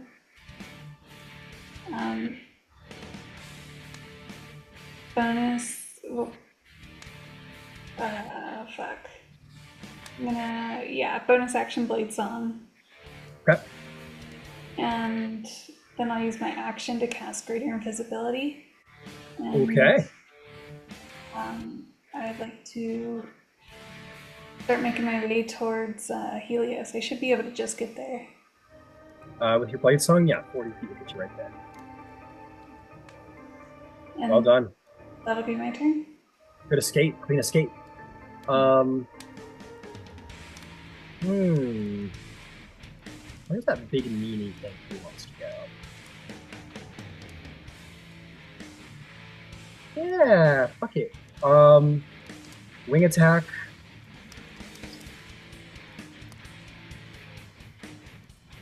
Sort of, it does a basically a flyby and descends back on you, Ciela, and it's your turn. Okay. He's getting right in my face, isn't he? Let's try him. All right, let's do an overdraw Hordebreaker. Oh, okie dokie. First attack is an 18. 18, okay. And the second attack is a 22. 18 does not hit the dragon. The 22 will hit his rider. Okay. So let's go here. 26. So that's 26 piercing and 4 acid. All right, 30 damage. Oh, these guys like acid. They're fine with acid. That's what I so said they will. specifically. Good catch. 28 damage instead. The rider is still alive. Okay. But it's a tight shot. You shoot like just barely around its neck 3/4 and like hit him in the shoulder. But you don't care about cover. All right. Can I do it again? Yeah. All right, let's do it again. The rider, sure. Overdraw. And that is a 19. 19 does hit. What was some damage? Okay. 26 damage. And I didn't bother rolling the acid damage because Because why? Because they like acid. They take resistance on acid. Okay. Then +2 for the acid. So that would be 1 instead. So 27. All counts. He's pretty hurt, but he's still alive. All right, and can I see the field a little bit better? Sure. That's kind of the field. You see Terrence is doing his wind thing. Helios is sort of like the griffin sort of and like acid burn and all fucked up back there. Mm-hmm. And that's all you can see. The battle happening over there is on the other side, and you don't know. That's fine. I just want to see where I can, whatchamacallit, Misty Step to. You can Misty Step towards Terrence or to the other side of these two dudes who are looking at you like you're something to kill. Let's go closer to Terrence. Okay. 30 feet. You can run 30 feet. With your feet. Let's just run. You're Same like, as last blood. wow! It's been so long since I haven't been on Dragonback. I forgot I could run. Is there a bonus action? Bonus action. I will throw a healing word on Helios. Hey, okay. Roll it up. Oh, cool. Thank you. Oh, sweet. Roll one. Oh, opportunity attacks, Yella. Oh shit. Okay, they get it at a disadvantage. Sure. Because that's a big old dragon. They got a big old tail. That's going to be 27 to hit at this point. At disadvantage? Yep. Damn, yeah, that hits. It's a big old, that's a big mean dragon. 13, that's going to be, it's going to be 18 points of bludgeoning damage. The tail slams into your back as you're running away. Okay. How'd that healing word do? Okay. The healing word did 2 + 6 is 2 + 4 is 6 damage, or 6 healing. 6. All right, Erebir. Helios got 6 healing.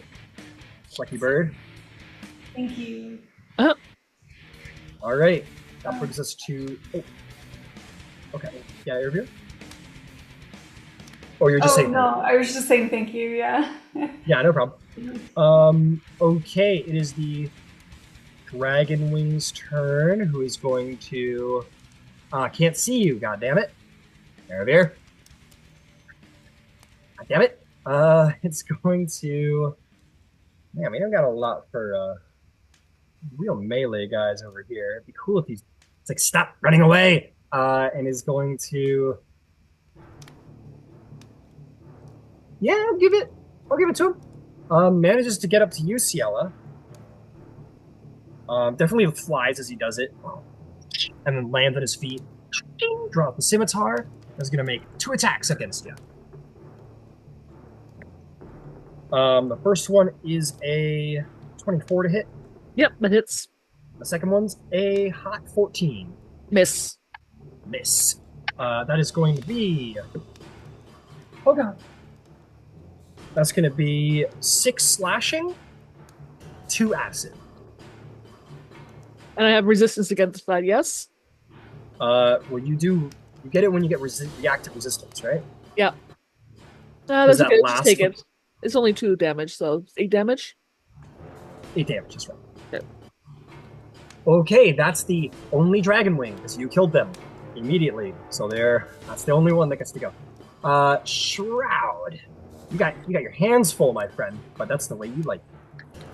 Oh yeah. Can I go after Big Baddie? You want the big boy? Yeah. Yeah. All right. Yeah, why not? Yeah. All right. And that's going to be 27 to hit. Yeah, that'll hit. Roll me a d20. Okay. 19. 19. You hit a duplicate Ew. in the mirror image. All right. I'm going to try again. All right. All right. So that is 25 to hit. That'll hit. Roll me a d20. Oh, goodness. That's a 10. You hit the actual target. Roll damage. Oh, yeah. All right. Let's see here. Okay. And that's going to be, okay, that's 15 points of piercing damage. 15 points of piercing damage. He takes it, and he doesn't take it very happy. Let's see here. He thinks you're very mean. I think so too. Okay, I think that's it for now. And then he's gonna have disadvantage on anybody else except for me. Understood. Is that all, Shroud? Yes. Okay. This one over here is gonna go. He's gonna go. And his hands are gonna start twisting and clapping around a number of times. Reaction. No, never mind. Reaction. Yeah. What'd you say? Yeah, no, I'm gonna do a reaction. Okay, what do you reaction? Counter spell. Counter spell. Roll me a charisma check. All right.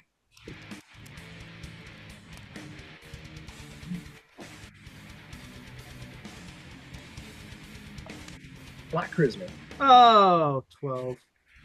12. You cast Counterspell, and indeed he was casting a spell, but it's a 5th level spell, and plus the DC was 15. Try and cancel it, and it fails. The spell goes off. I'm going to react too, though, and I'm going to attack him because I get a Mage Slayer attack. Oh, shit. You get that before or after the spell's cast? It says when a creature within 5 feet of you casts a spell, you can use a reaction to make a melee weapon. It doesn't say before or after. It's just a reaction. So we'll say when he casts a spell, so the spell will be complete when it's cast, but it's fine. Go ahead and do it now because it won't affect anything. Okay. So, that roll at a is disadvantage because that's the only thing that will happen. Yeah. Okay. So we're casting another cloud kill. Okay. So that is a 16 and that is an 18. So what if it happened after and it broke his concentration immediately? Exactly. But it's a 27 to hit. Oh, fuck, that'll hit. Go ahead and roll damage.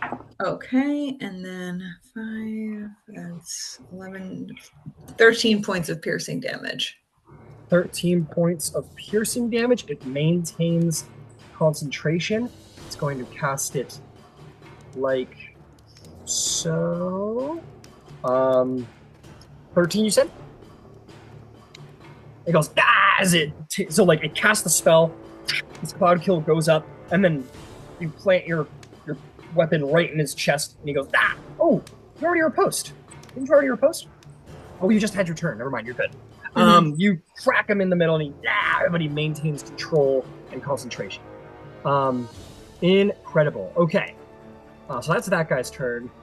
It's time for some other people's turns. Hey, Sabrosa, you're really scary when you smile and jump through the air and stab someone with shadow. This one's going to move it to... It doesn't care about a flank. These guys all have blind sight. You guys don't. So it's going to have advantage. Okay, it's going to make a trident attack against you, Sabrosa. That is going to be a 24 to hit. Oh, yeah, that hits. That hits. You're going to take 12 points of piercing. Okay. And then it's going to attack you with its claw for 22 to hit. Hits. That's going to be 7 points of slashing damage. Okay. This one's going to go for you, Star. I know. It's going to poke you with its trident. That's going to be a great deal to hit. 20 million. What? It's 27. 27 hits. Okay, well, it clearly hits, yeah. Yeah. Sorry. 8 and 9. So that's going to be 9 points of slashing damage to you. And then it's going with the trident. That's going to be 22 to hit. Yes. For 7 piercing damage. Okay. The last one's going for the big, mean, scary robot person. That's going to be 25 to hit. Yep. With its claws, that is going to be 9 reduced to 4 slashing damage. And with the trident, that is going to be 25 to hit. Mm-hmm. For a whopping 5 reduced to 2 piercing damage. And those are the muzzle-offs. It is the Dragon Soul's turns. This one has lost track of Erebir, and so we're going after the next best thing, which is the Archer, and it's not tracking its movement at all for some reason. I turned it off for some reason. Okay. It's going to go wide a little bit so we get a nice clean shot on Her Majesty, the Archer. And is going to do an Orb of Dragon Breath in your direction, Ciela. What kind of breath? Acid. Okay. These guys like acid, apparently. Okay. Where is my Dragon Soul Staff Wall? Here it is. Is this within advantage. 30 feet of me? This is... it is not. So that's going to be advantage because of pack tactics. Oh, for some reason they never hit with goddamn these orbs. That's going to be 13 to hit. No, that doesn't hit. And that's that. That's this whole sitch. This one on the back is going to, I think, also cast another orb at you, possibly. Yeah, it's going to cast an orb at you. Pack Tactics. And that's a natural 20. Oh, fuck me. That's going to be... Ciel's within 30 feet of me. Yep. I'm going to use my reaction to dampen elements. Hey, dampen elements. So that'll be resistance, Give you right? resistance to acid for this instance. Very nice. Very nice. And if I use mine, does that negate it?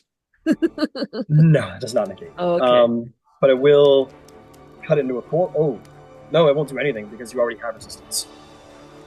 You can't have multiple instances of resistance. Oh, gotcha. Okay. Let me double check my wording, but yeah, I think that's how it works. Yeah, it grants. When you or a creature within 30 feet takes acid, cold, fire, lightning, or thunder damage, you can use reaction to grant resistance to the creature for the instance. Definitely. So yeah, you're gonna take half of this, and I don't think there's another way you can negate that. Yeah, because this only happens once. It's not it doesn't last. Yeah, that's gonna be 72 points of damage, reduced to 36. And what about I don't get a dex save against that? Nope, it was an attack roll. That's why they rolled that.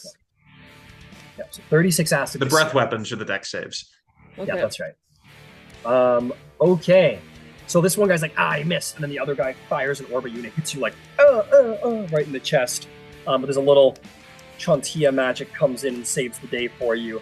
But this one sort of like smirks down at his colleague below who missed. And that'll bring us to Star's turn. Star, I need a con save because it is a cloudy day. Oh, no, not cloudy again.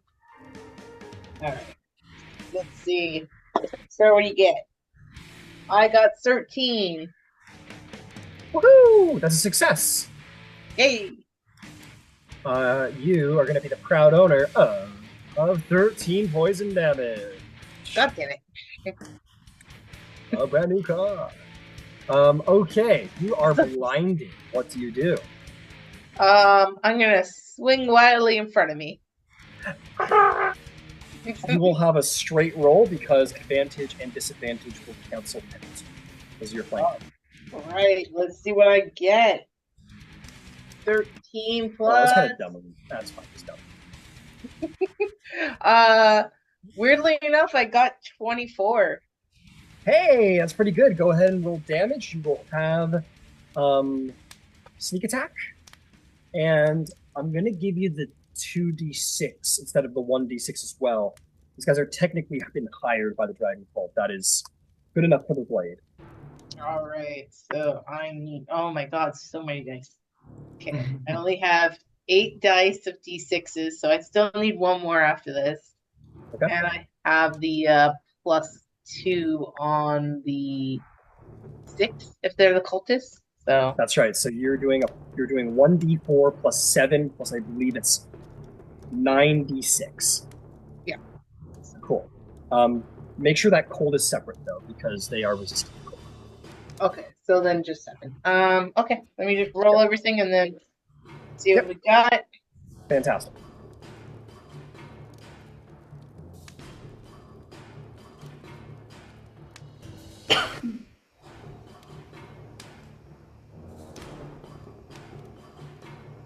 Okay, one more d6. 6. 40 damage. Woo! And that's without the cold, right? That is without the code, because I don't think I have the cold on. Very, very cool. 40 damage. Go ahead and roll me that last 2d6 now. Because you still get it. It's just going to take half damage. Because you're using the Dragon Tooth dagger, right? Yeah. I'm just trying to think here that I've already rolled 1d6 then. Already. Okay, so roll me one more d6. Alright, just an add 4 on top. 4 on top. I'm just going to give him the full... Oh, he's already taken damage from... Pick a random d6 number that you roll. Random d6 I'm just rolling another one. There you go. 4. So it's going to... Ow, my brain. So it would have taken 2 damage from the first guy, and I'm going to give it 2 damage back, so no more damage. That's how we'll deal with resistance. Because you've already rolled 1 dice of it. So you stab into it, and you feel the cold doesn't fully inflate across the body of this strange creature, and you understand it's resistant to cold in this moment. But you still do the whopping, staggering sneak attack you usually. Movement and bonus action? I'm gonna stab it again if it's not down, because I now feel something underneath my blade. Fair enough. All right, let's see what I can get here. Come on, dice! Oh, you son of a 14. 14. You try and stab again, but this time it bounces off of its hard carapace. No dice. Sorry to say. All right, then I will just hang in here. Hang in there. Sabrosa, I need a con save, please, because it is a cloudy day. Yeah. Oh man. 3. Oh, that is a failure, I'm afraid to say. You'll take 26 poison. All right, you are blind, but what do you do? Jeez, oh man. All right. These guys kind of want to kill you, folks. You're fucking up their plans for a while now. I guess I'm going to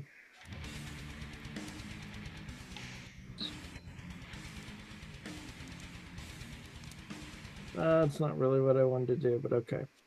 I'm going to dispel magic. Hey, cloud. At 3rd level? No, something I really wanted to go away, and I'm not casting a lot, so let's call it 6th level. That's the case. The cloud immediately disperses without issue. All right, and then I will give a bardic inspiration to Star. Okay. Fantastic. Star, you are the proud owner of a bardic inspiration. What size dice is that? I believe it's a D10. Let me check real quick. Okay. I think you're right. Yeah, D10. D10. So Star, you have a D10 that you can add it to any attack roll, ability check, or saving throw you like. You get to choose when to use this, and you get it for 10. It stays around for 10 minutes, so you can hold on to it until you want to use it. Okay, I'll just make a note of that, and probably on my next turn I'll probably use it. Hell yeah, fair enough. Sometimes subclasses get extra stuff with bardic inspirations, depending on their subclass. You think you get anything special, Rosa? Oh, with bardic inspiration? No, my special thing is the psychic blades that I used before. Understood. Cool. All right, that will bring us to the big, meanie dragon up top. Let's see if it gets a breath weapon back. Does not. That'd have been pretty bad if it did, because you guys are kind of in a line. So instead, the dragon is going to let out a horrific dragon roar laced with magical fear. I need the whole party to roll wisdom saving throws, please. And this is not a spell? This is not a spell. This is just terrifying presence. I see. Mine's a 14. 14, that is a failure. You are frightened of the dragon. 15. You are frightened of the dragons, Rosa. 21. 19. Shroud saves. Who else? 21. You save. Who else? 11. 11. You are frightened of the dragon, Eravir and Terrence. 27. You fear no stupid dragon. Now it's going to continue to take its turn. Ciela, how you doing over there? Doing all right? It is going to fly over. It has a 5 foot reach, so you're gonna fly 30 feet over here, and it's going to come in with its claw and try and grapple you, Ciela. I need an acrobatics or athletics check. Okay, we will go with acrobatics. Okay. Dirty 20. for a total of. Oh, dirty 20. Sorry, my apologies. That is going to be a 25. So he grapples on you. Grapples you around the middle. And he's going that way. Oh, fuck me. The dragon rider on the back says, I heard you like riding on black dragons. And they ascend 50 feet into the air. Okay.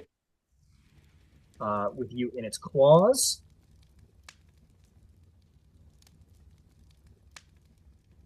And it's going to use the rest of its attacks on you. Okay, we're going to do a claw and a bite. We'll have advantage because of grapple.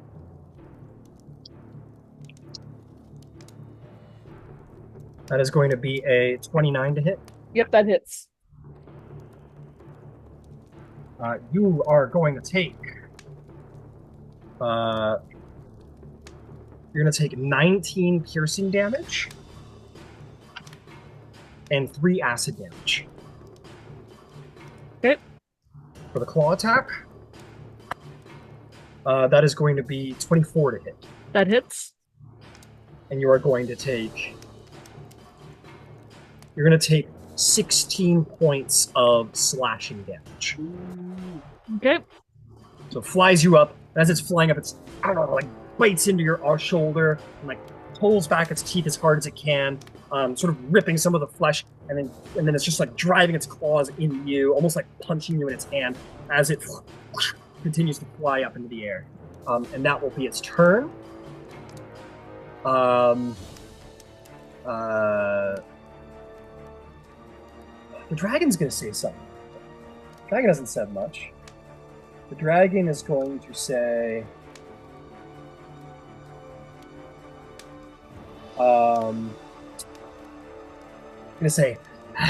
death to the boss rider. In Draconic at you, as he like bites down on you. That's going to bring us to the Nikoloth downstairs. Okay, Shroud. Here we go. Okay. Okie dokie. It sees that you have a decent constitution, so I think it's just going to stick to the Great Axe multi-attack right now at advantage.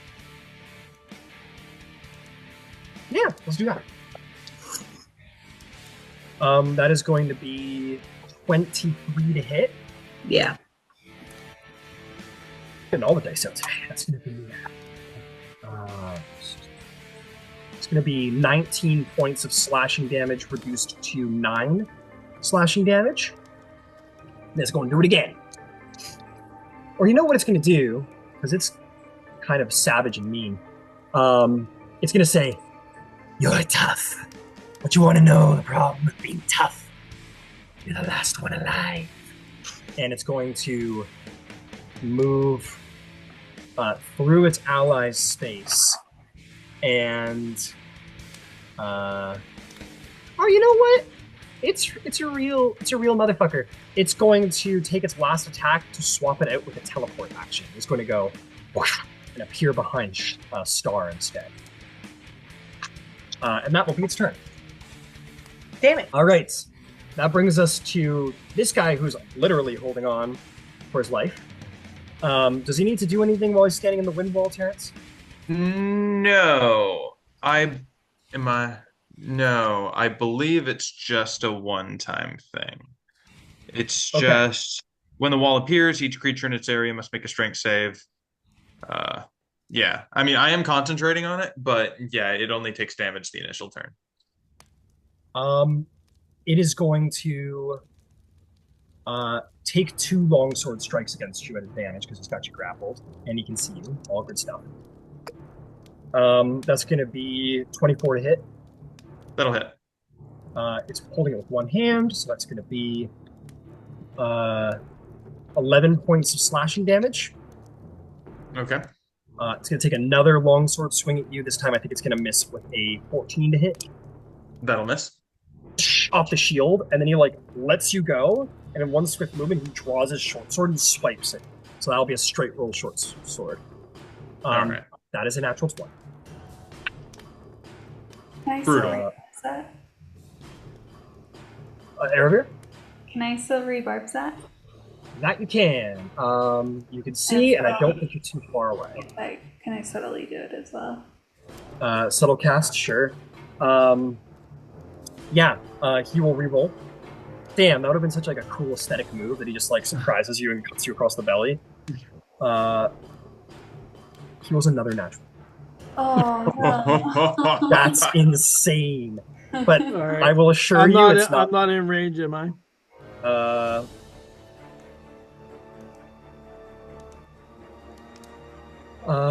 You're 65 feet away. Is that in range? No, 60. I No. believe. Well, I will Brutal. assure you this is not the worst nat 20 you'll ever receive because it's just a d6. You'll be getting worse later.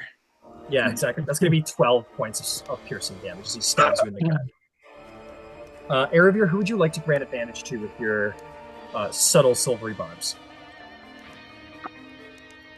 I'll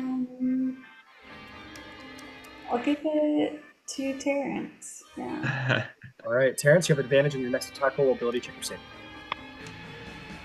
I do. Does that count for? Well, I guess I'll wait for my turn. Yeah, any. It's whatever your next one is, no matter what it might be. Okay. Cool. Legendary action from the adult upstairs. He's going to do a wing attack and drag you higher into the air. I need a dex save, Ciela.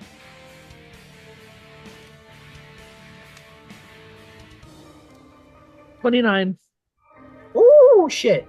You managed to brace yourself against the arm of this dragon and take no damage. Okay. But the dragon does fly up for another 40 feet into the air. Okay. It's going to take you to the moon. The dragon is going to step out of the wind wall because it's a little distracting. I know there's no negative effect right now, but he is going to do that anyway. Because it's making his hair look too good. Terrence, what do you do? All right. After I'm slashed, I'll end my concentration on the wind wall, and I'll like kind of double over feigning, and I'll step forward and like drop the mace and put my hand up to his mouth and cast contagion. Oh, fuck. All right, make me an attack roll. You'll have advantage because of silver barbs. Such a mean spell. I love it. What is it? Contagion. You'll see. Oh, his life's about to suck. It takes a few turns for it to take effect, but yeah, if he. Oh wait, it is. Yeah, it's a spell attack. Yeah.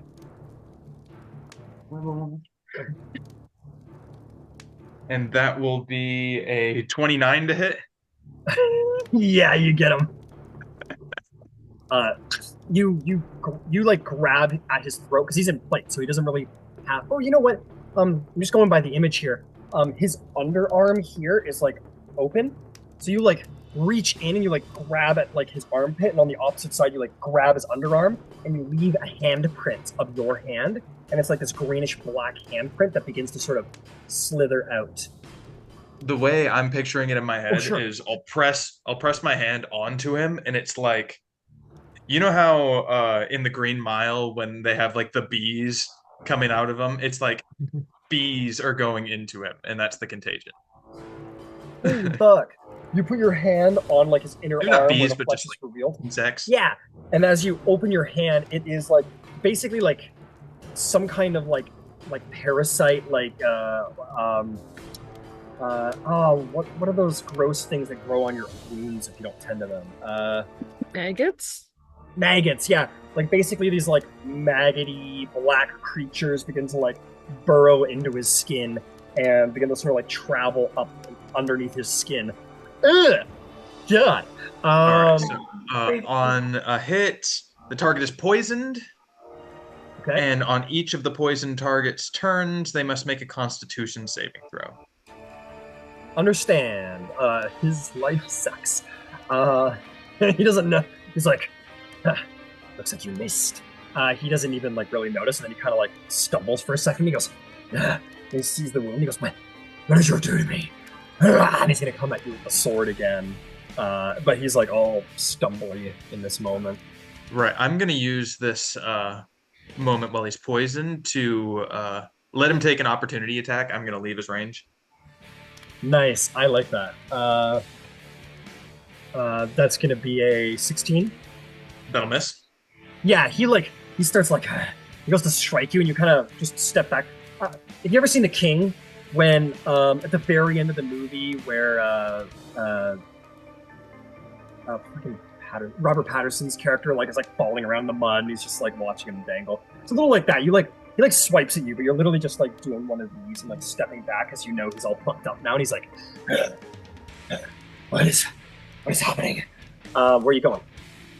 I'm gonna start backing toward those fiendish fellas over there. I'm not gonna go all the way toward them, but I'm gonna kite this this half dragon towards him. Oh, okay. You're like gonna lure him there, like lure him that way. Yeah. Okay, so you want to do like 30 feet that way, kind of? Yeah, that works. Perfect. Okay, well done, Terrence. Such a very interesting turn. Dragon's turn. Legendary action. It's going to make a tail attack against you, Ciela. At advantage, because you're grappled, as a natural 19 for a whole shit ton. 30. And I'm done. Okay, yeah, you're out. Yep, I'm out. Understood. That brings us to Aravir's turn. Aravir, you look up into the sky and you see Ciela being savaged. The dragon's just like biting into her shoulder, like slashing her, and like the tail whips around. She like bashes it off. It's like menacingly destructive. Like if you could like I don't know, like if you have something, you're just like banging it off of tables and smashing into walls. It's like that kind of violence. It is brutal. And Ciela's just flailing around like a rag doll. Blood is like dripping on your head at this point. Like little drops of blood are like dripping on you as you look up, and you know it's Ciela's blood. Damn. Like rain. Damn, that's brutal. That's a brutal description. I know, I'm pretty proud of myself. What would you like to do? I mean, how far away is the dragon? Dragon is pretty fucking high up in the sky. Let's see. That would be about, we're gonna call that 95 feet. 95 feet.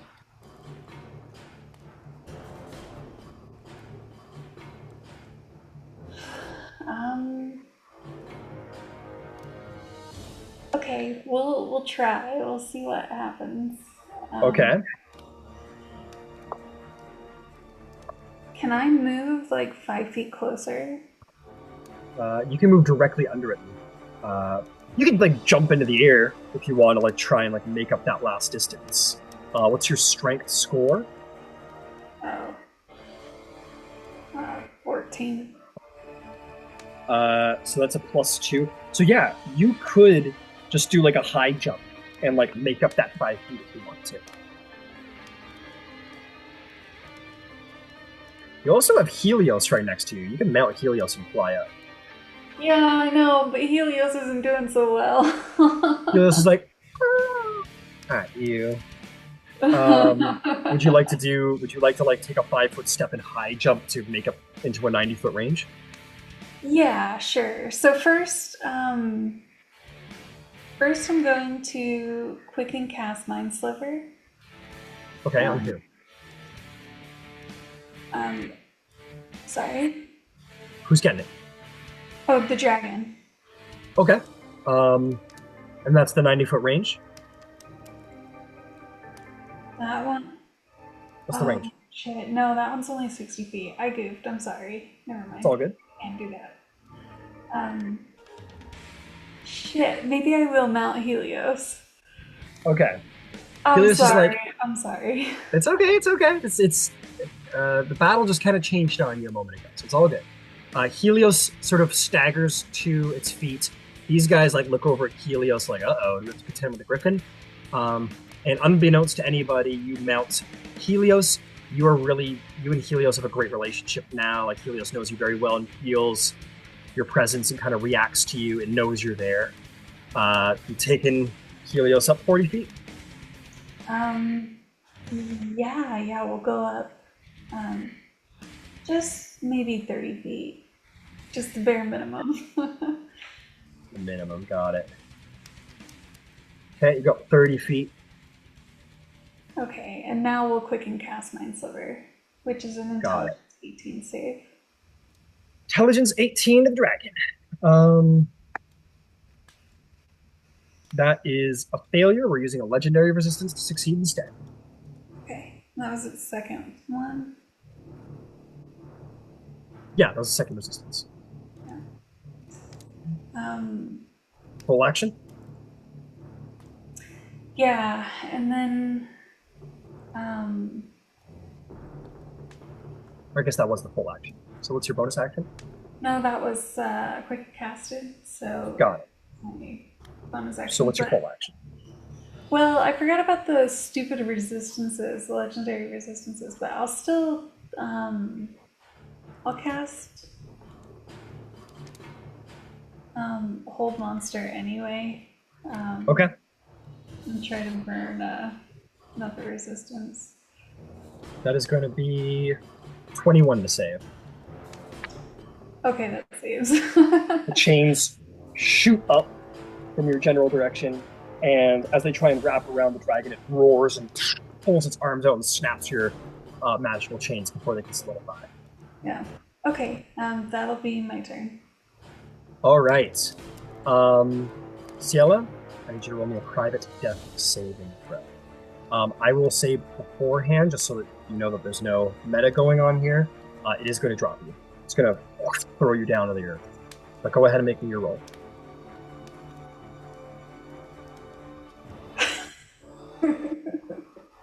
I know. Okay. Give me a moment. Let me just see what you rolled. Okay, cool. Go ahead. Go ahead, Sarah. I would like to cast Featherfall. Ciela, like a rocket, goes flying by you, but you wave your hand at just the right moment before Ciela hits the ground. She and touches the ground with ease. So no death failures, Ciela. Yeah. Woo! You're lucky is right. Wednesday's here. Yeah, that would have been almost 100-foot fall right there. That sucks. So you are on the ground, you are prone, you are out, you are on death saves, but you're alive. That's going to be the dragon wings. They're all fucking dead, except this one, who sees Ciela land there, and you better believe he is going to finish the job. Oh man, this is gonna be brutal. Where is its fucking thing? There it is. As Ciela gently lands Erebir and you look down, you watch in horror as he goes, "For Tiamat!" And he brings his scimitar down once, and he brings it down twice. And that is Ciela.